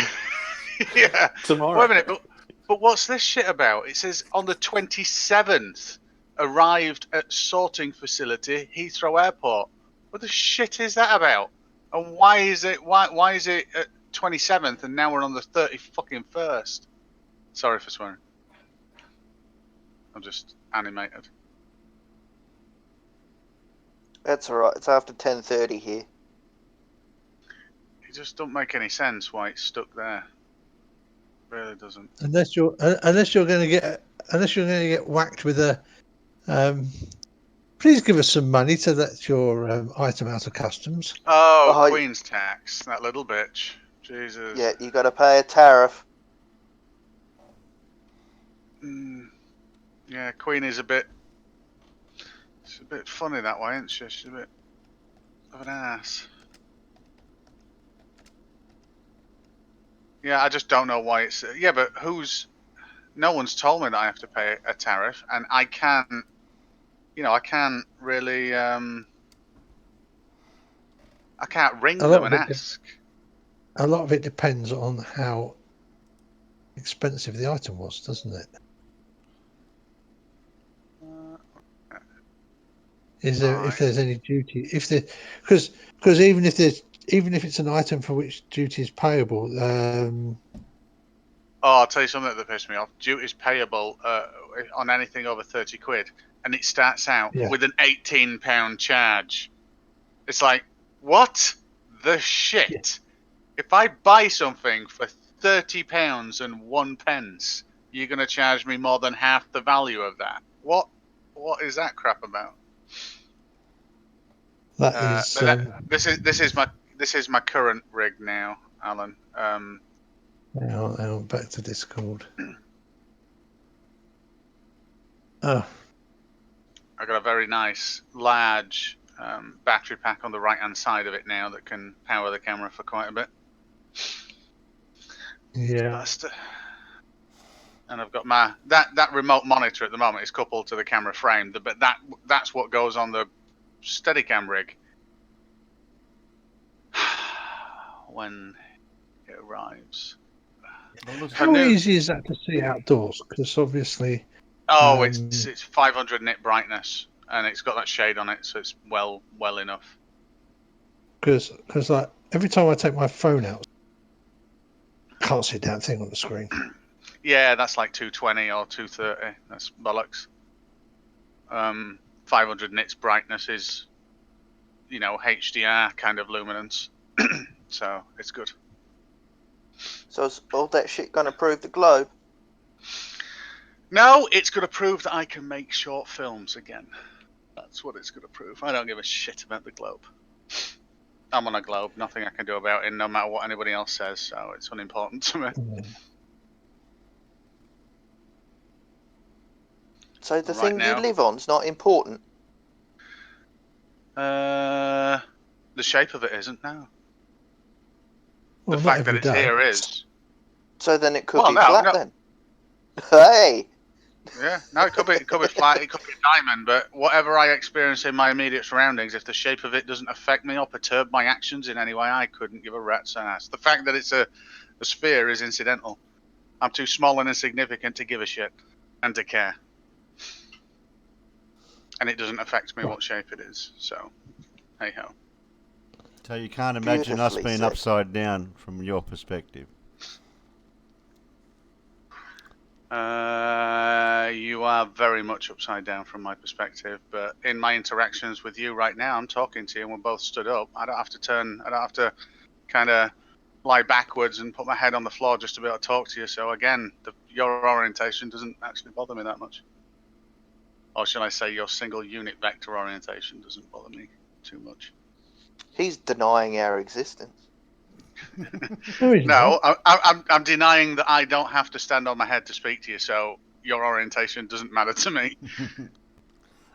I could be pulling a handstand. I could be pulling a handstand right now. It doesn't affect you in any way, shape, or form. We're still communicating, so. Yeah. Yes, but I'm twisting your words to make my own narrative sound correct. Yes, you are. I don't have beliefs. I only have experiences. Oh God, Jesus.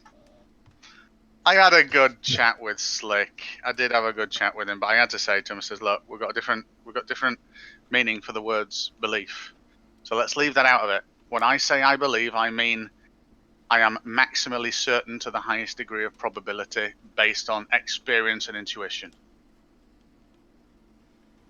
You can say whatever the fuck you mean by the word belief, but I just won't bring it up. And we had a chat without the word belief, so that worked. Oh, but some people don't understand that just because two words sound the same doesn't mean the same frickin' thing. Yeah, there's lots of words that sound the same but mean different things. Yeah. Yeah, especially in bloody English. Yeah.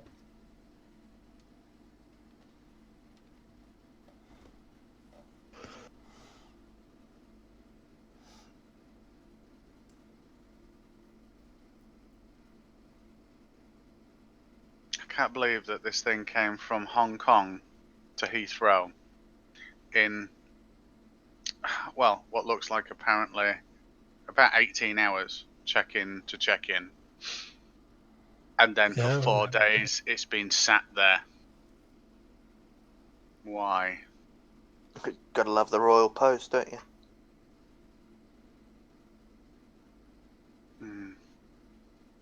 It has to be inspected. I actually thought, well, if it came from China, isn't there a ban on lithium-ion technology in China? But it didn't. It came from Hong Kong. But I'm just saying, I think. Well, actually, it came from. Actually, no. It says it. Shipment information received. Arrived at salt facility Shenzhen. Departed facility in Shenzhen. Arrived at facility in Hong Kong.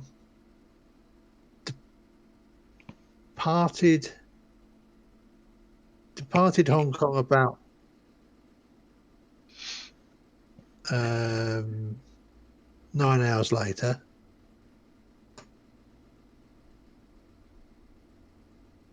Yeah, now it's Yeah, just frigging stuck. Yeah, and I'm guessing all those times are actually local times, aren't Mm.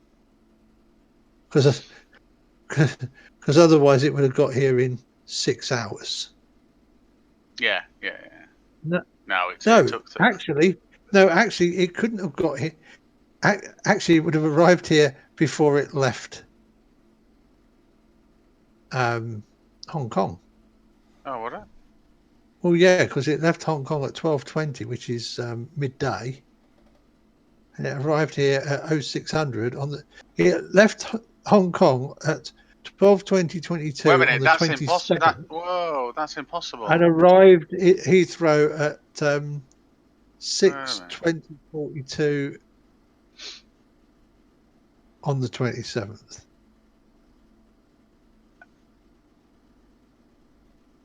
Yeah, 18. Yeah, 18:20:42. That's what it means. Yeah, that's better. It's got that wrong. It doesn't have an AM PM. It's got it's not a 24-hour clock that it's displaying in the side left-hand column. Well, all the rest are. Because it says 03. No. Yeah, no. It's just missing the AM PM out of all of them. All of them are not 24-hour. It's just missing the designation, the postfix of the. Because if you look at tracking events, the summary, it says arrived at sort facility Heathrow 18:20:42. So I just Sherlock Holmed that motherfucker and got us back on track, which means I'm still been waiting for 3-4 days. I could understand them not working on a weekend, but now they've had 3 days to sort it, whatever that means.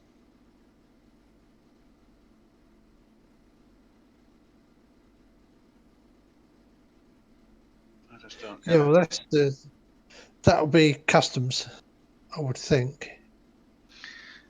Yeah, but is it potentially held at customs now? And if it is, who tells me? Nobody will tell you until they decide whether or not it can come through or not. Oh, so it's just sat there and they're having a tea break and they're just looking at it thinking, should we let this through or not? I don't know, let's decide in a couple of days. Pretty much. Yeah. Hey, we have a ban on laser products in this country. How come? Unless you have a license, you can't import laser pointers. Oh, nice. Which was funny because I sent them a letter back to the customs people and I said, I needed it for my frickin' telescope, you bastard. It was one that would attach to the side of my telescope. But they kept it because it was a class 1 laser product. Oh. Didn't have an enclosed beam. Yeah. Aren't we just limited in output power?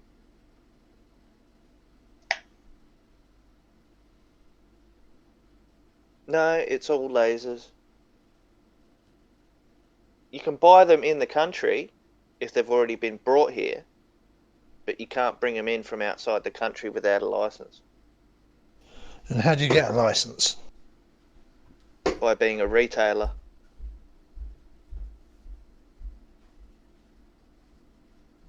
I'm not going through all that bullshit of getting a freaking business number and doing I've got an BAF ABN statements you to can run his borrow. business. I've got an ABN you can borrow. Takes you about 15 minutes to set one up on the net.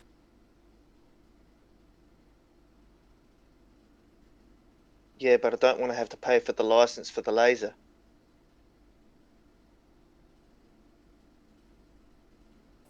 Well, if you're an importer, though, would you have to have a license to import it? You know, you would have a business license. Yeah, See, now you're just making it all difficult.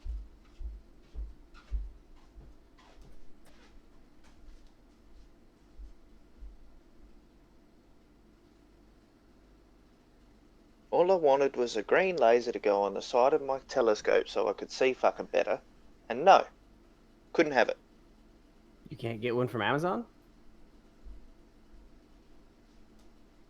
Oh, this was before we had Amazon in Australia. Ah. What are you doing in here? Hanging out, getting ready to go to bed. What are you doing here? Hang on, weren't you supposed to have a premiere?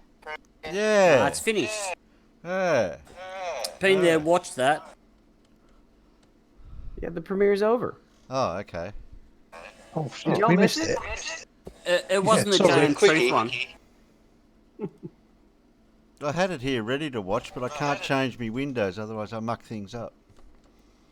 You even poked your head in and said hi, Terry. Yeah, I managed to do that, just. And that's the one I really wanted to watch, isn't it? Well, so this isn't yours yet. I did plug that one at the end because I've been writing the script for this one for a little while. So this was the building one with the tankers in front of it.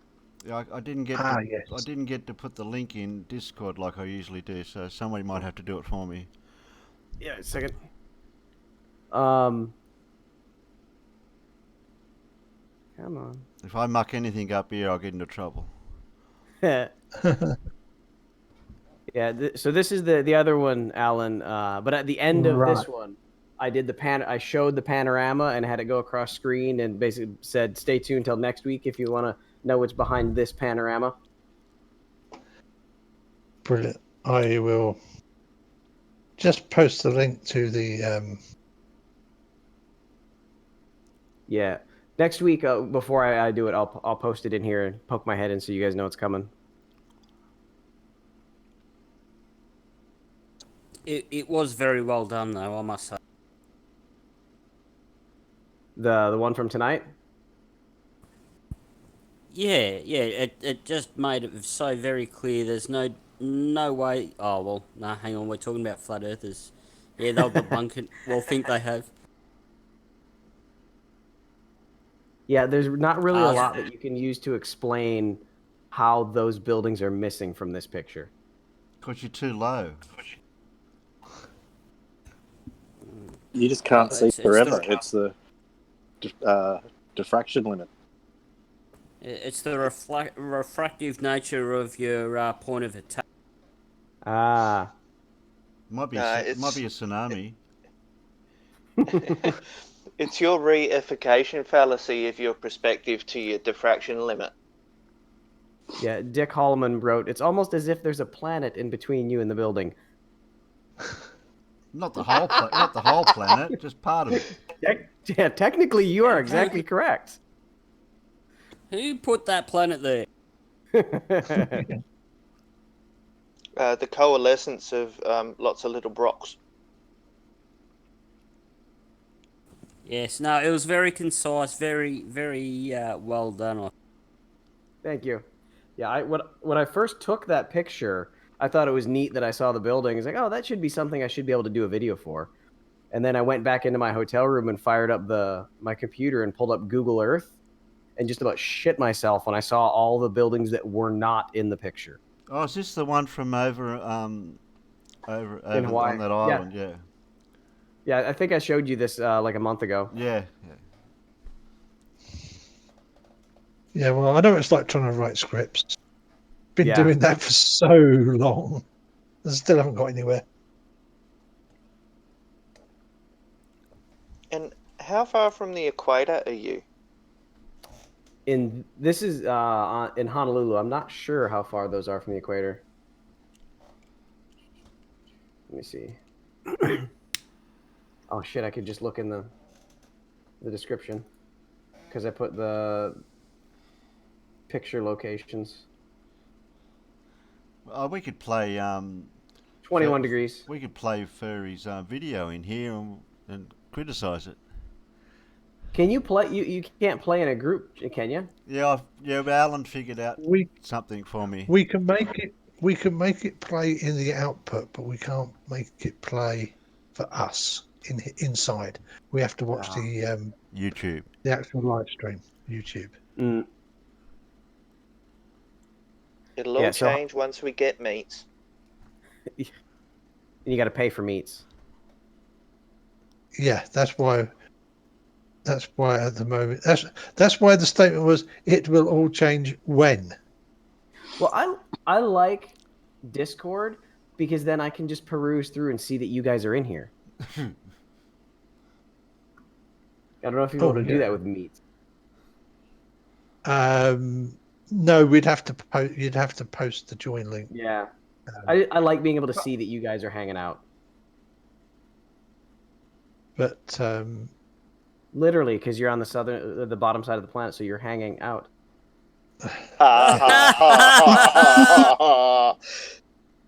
Where's me laugh button? Lucky there's a big cable connecting us, or else we'd all fall off. No, we invented those mag boots now. I still use gravity straps.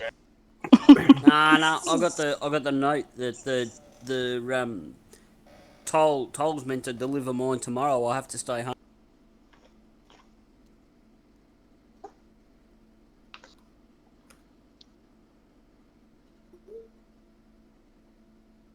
Where's Gorgie tonight?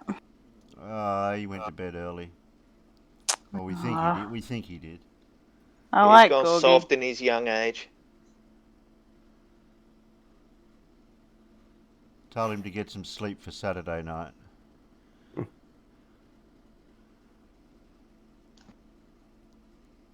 My interview with JM Truth will be premiering Friday morning for you guys. Oh, okay. How long does it go?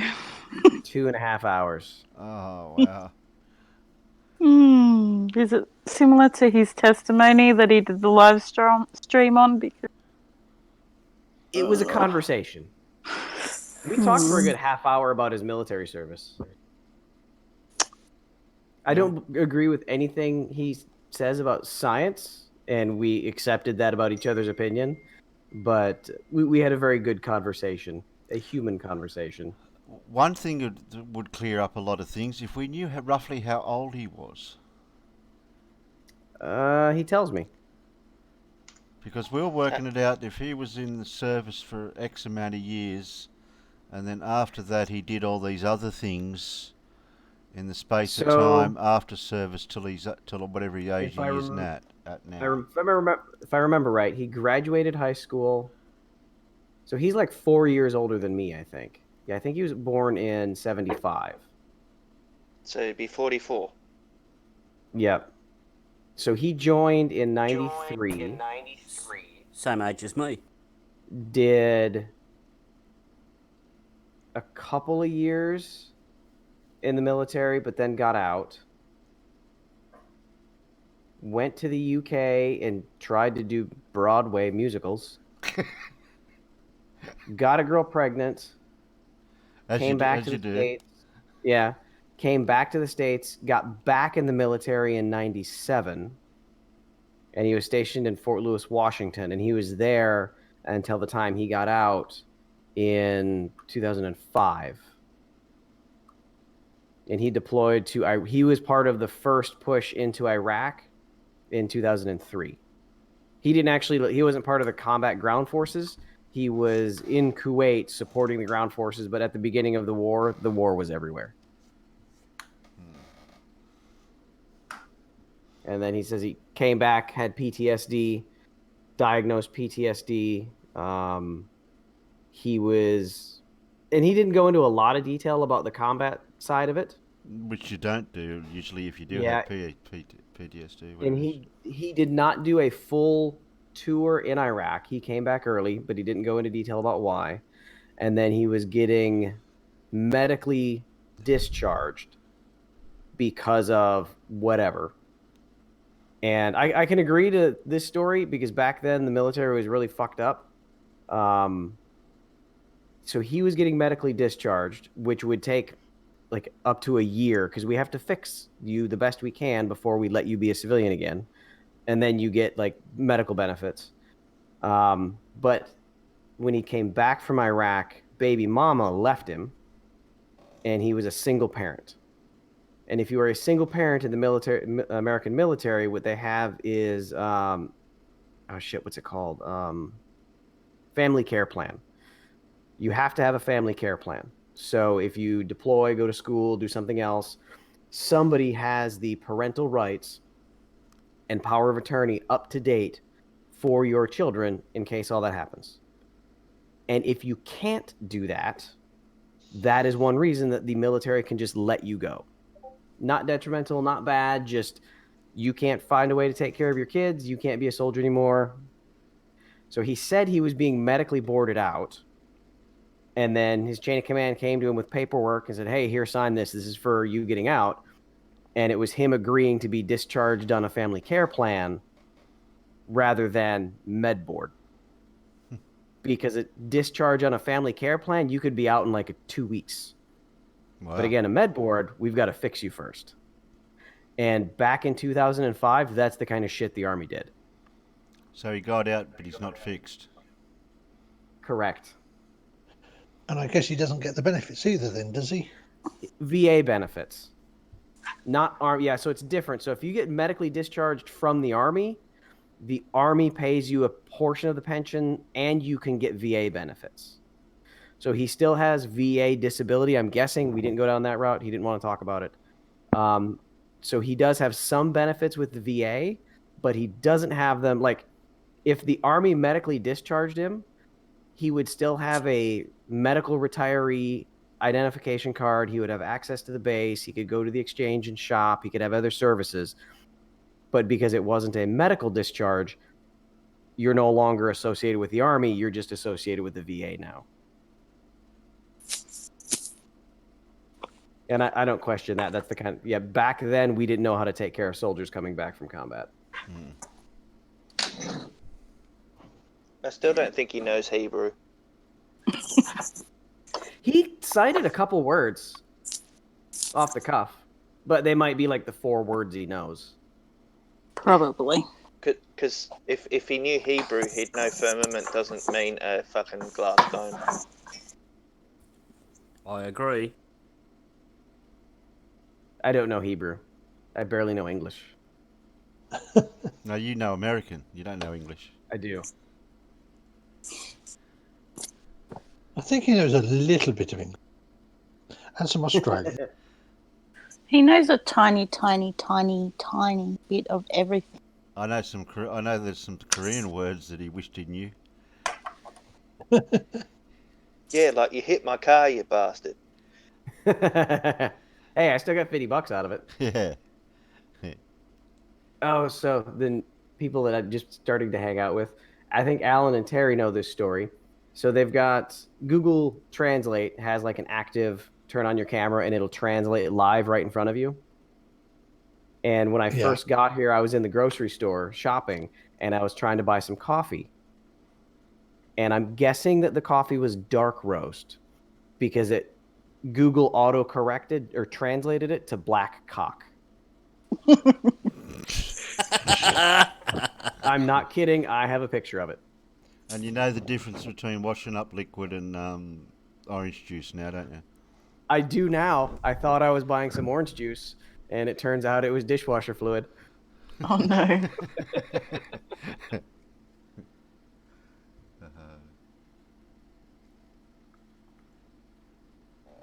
Yeah, but you do know what beer to buy, though. What's that? I said you do know what beer to buy, though. I can't have any beer right now, not with the diet I'm on.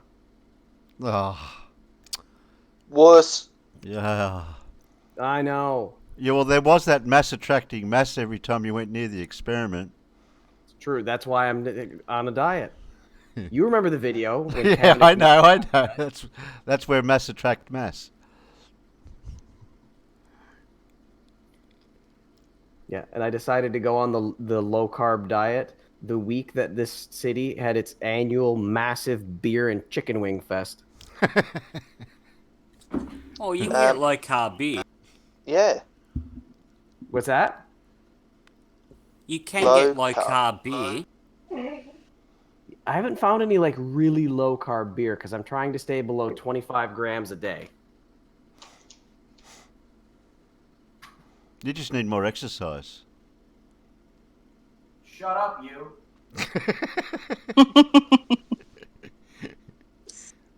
Use the stairs, not the lift. Yeah. That'd be good exercise, going up and down the stairs instead of that lift. The one that talks to you. I don't need any exercise. It's like 100 degrees out. I have every motivation to exercise when I'm going to bed at night. And somehow by the time I wake up, that motivation's gone. That push bike you got, the tyres will perish by the time you get home. Yeah. Yeah, but I don't know that I'd want to use a push bike on Korean roads. Not after that little walk around the downtown we had. That's one of the reasons I am so excited to get out of this country is to get away from the insane driving. It's getting irritating enough that I'm almost cursing at people as they drive by and almost murder me.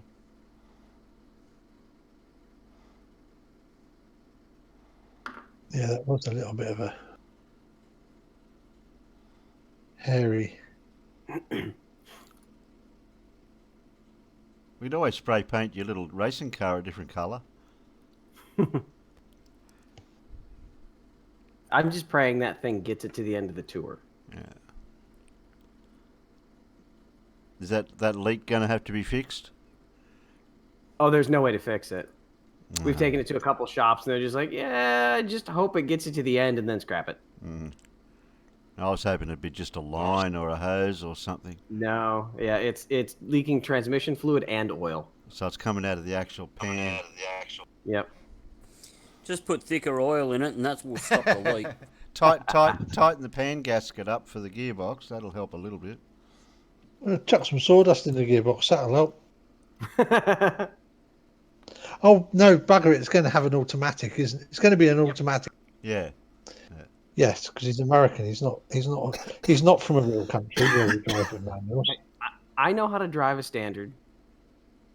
A manual.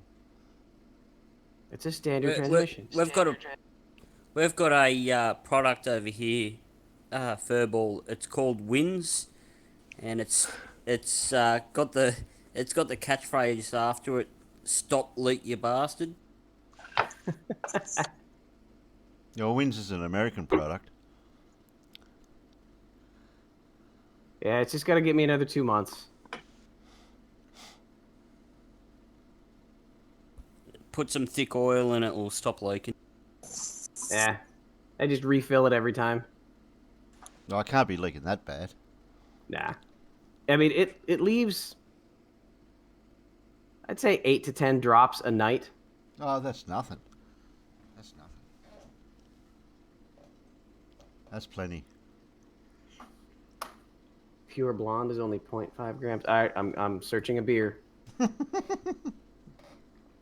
Okay. But that doesn't. Hey, you know how many carbs Crown Royal has? None.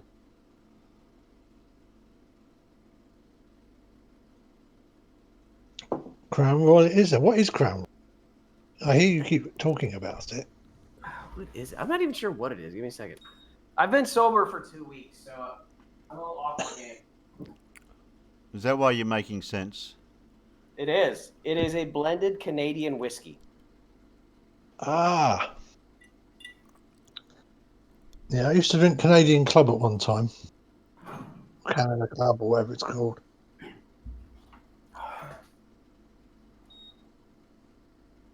So have I told you guys about everybody that's new, but I know Alan and Terry are new to me. The change in plans for the future, how everything's going down. You for when I swallow? leave here. Well, you've told us your plans, what you're doing. Well, you're changing those plans. No, well, so I'm staying here in country for an extra month and a half. So rather than leaving in October, I'm leaving at the end of November. My replacement is getting here the 30th of September. So I had planned on enjoying my last month here and teaching her what to do. But apparently one of the offices up north is losing their person in charge. So as soon as my replacement gets on ground here and I get her spun up in like a week, then I'm driving north to the DMZ and spending a month up there running an office. Doing that for a month. To come back for a week and then leave. Well, I'm not bringing my car. I'm going to take a military or a government car.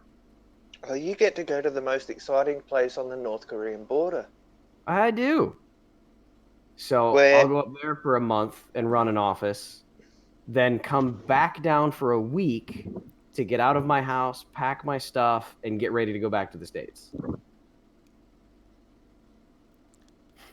Oh, you'll be able to have that barbecue on the border now. Yeah. And then I know this. I think I talked to you guys about this. That going back to Colorado. So as soon as I get back to Colorado, we pack up the house and drive cross country to DC. So that is confirmed. I'm going to DC. Oh, okay. Yeah. So originally the wife was the life in the life in the countryside was short-lived. Yeah. So won't be in downtown DC. I'll be in Northern Virginia. We've been there before. We've got friends that are still there. So after the wife and I got over being pissed off that the Army lied to us, now we're kind of excited to be going back to somewhere we've been before. We used to own a house there, and it would be hilarious if we end up renting our old house. Did it have a bigger yard? Oh, yeah, it had a pretty big yard. And we sold that house to buy the house in Colorado that was supposed to be our forever home. Yeah. And now we're going back. What will you do with the house in Colorado? The plan is to keep it, and then at the end of my 3 years in DC, either retire, or if they offer me to go back to Colorado, then I could go back and do more time active duty and go back to Colorado. Or there's also, I've got like 5 different options in the DC area that I could move to, because every 3 years I'm required to move. So I could jump around the DC area and not actually have to move. But ultimately, that is the house that we want to go back to in Colorado. Do you guys get like a compassionate posting if you own a house in a certain... No. A lot of people own houses in various places. So if you own or rent, that's on you. I'm just asking because I know here in Australia, if you own a house in a particular area, you can apply for a compassionate posting. So it's kind of like if your family's in that area, you can ask for a compassionate posting. But the only time that you can do that for the American military is if you're trying to get to where your family is and you have a family member that is extremely ill. Like if your mom might not make it another couple of years, then they can try and get you to the nearest base. But not for owning a house. Yeah, I was able to get a posting deferred for 6 months for compassionate grounds because my now ex, was pregnant with our second child, and it was a very complex pregnancy, and the doctors didn't want her moving in the middle of it. Yeah. So it was like, okay, we'll defer it for 6 months. We'll post you. We'll detach you back to here, which is what they did. And because my post at where I was had been de-established, And during the and as I knew it would, during the 6 months that I was detached from my other posting,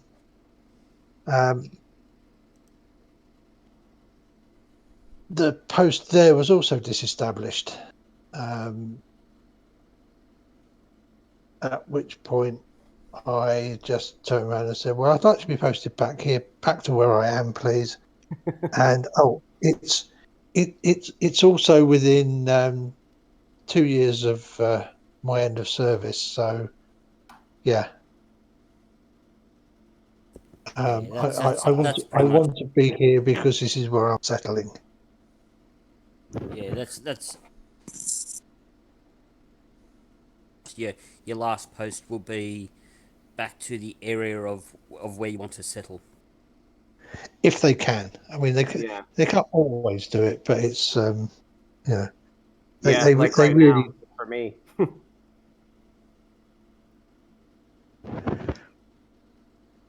Yeah, this next tour was supposed to be my last because technically I could retire in 14 days.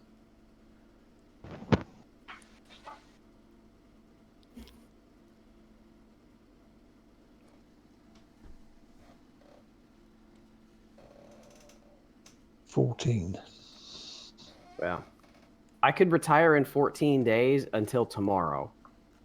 And as of tomorrow, I owe the Army 2 more years. Because I get promoted tomorrow. That's how they get you.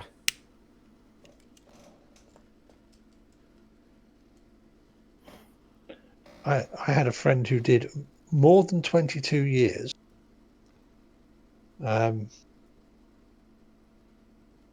He got promoted to sergeant after 6 months. And that was the last time he was promoted.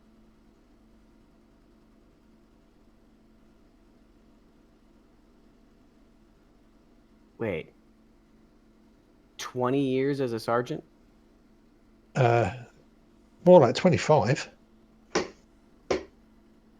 That takes effort to make that happen. Well, when he joined, he was non-commissioned aircrew. He was he spent most of his time as a sonar operator on the anti-submarine Nimrods, the maritime patrol aircraft. Mm-hmm. So same as your Orions. And when he joined, they had automatic time promotion. So you get your flight sergeant and warrant officer promotions after a set period of time, provided you got the assessments, the assessments and stuff. Well, just after he joined, they realised that they had an awful lot of chiefs and no real posts for them. So they had warrant officers doing sergeants, i.e., still flying. And so they said, no, we're not going to do time. But all of you guys who joined on the time promotion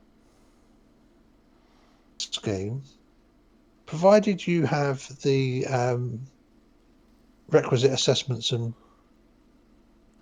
recommendations for promotion and everything at the right times, you'll still get your pay rises as if you'd been promoted, even if there isn't a post for you to be promoted into. That works. So he did his 20.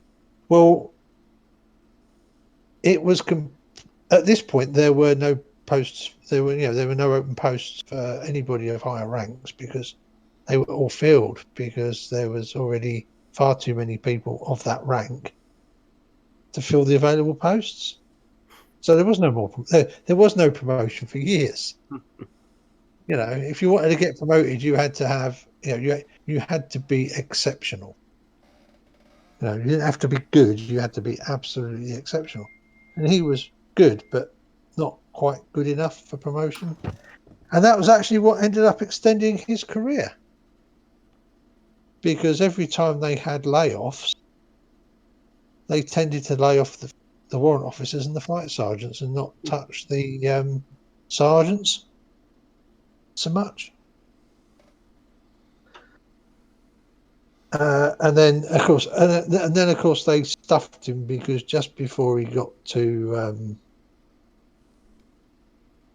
one of the points where which would have been very good for his pension, the layoffs finally got to the sergeants and they laid him off.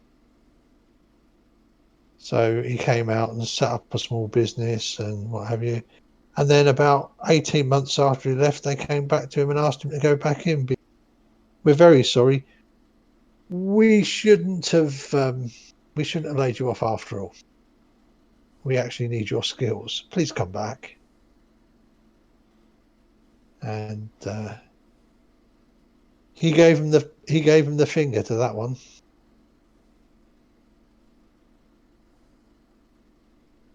But yeah, 25 years nearly, I think, of service. Might have even been longer than that. And all he made was sergeant. And you got your sergeant stripes up when you started your flying training.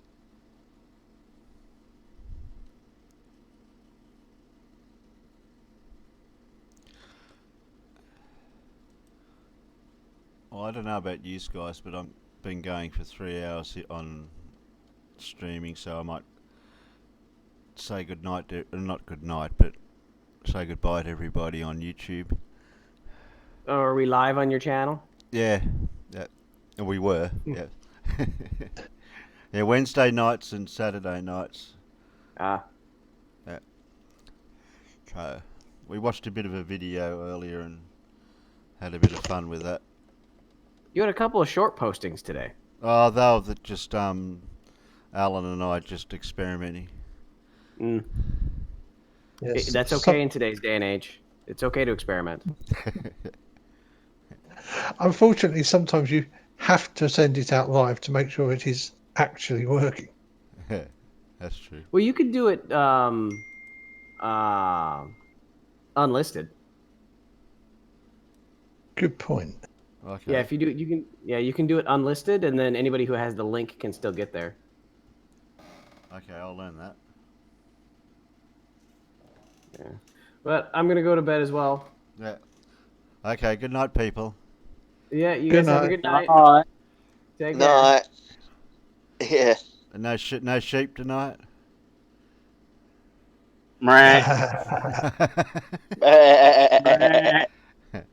Sorry, Gorgie.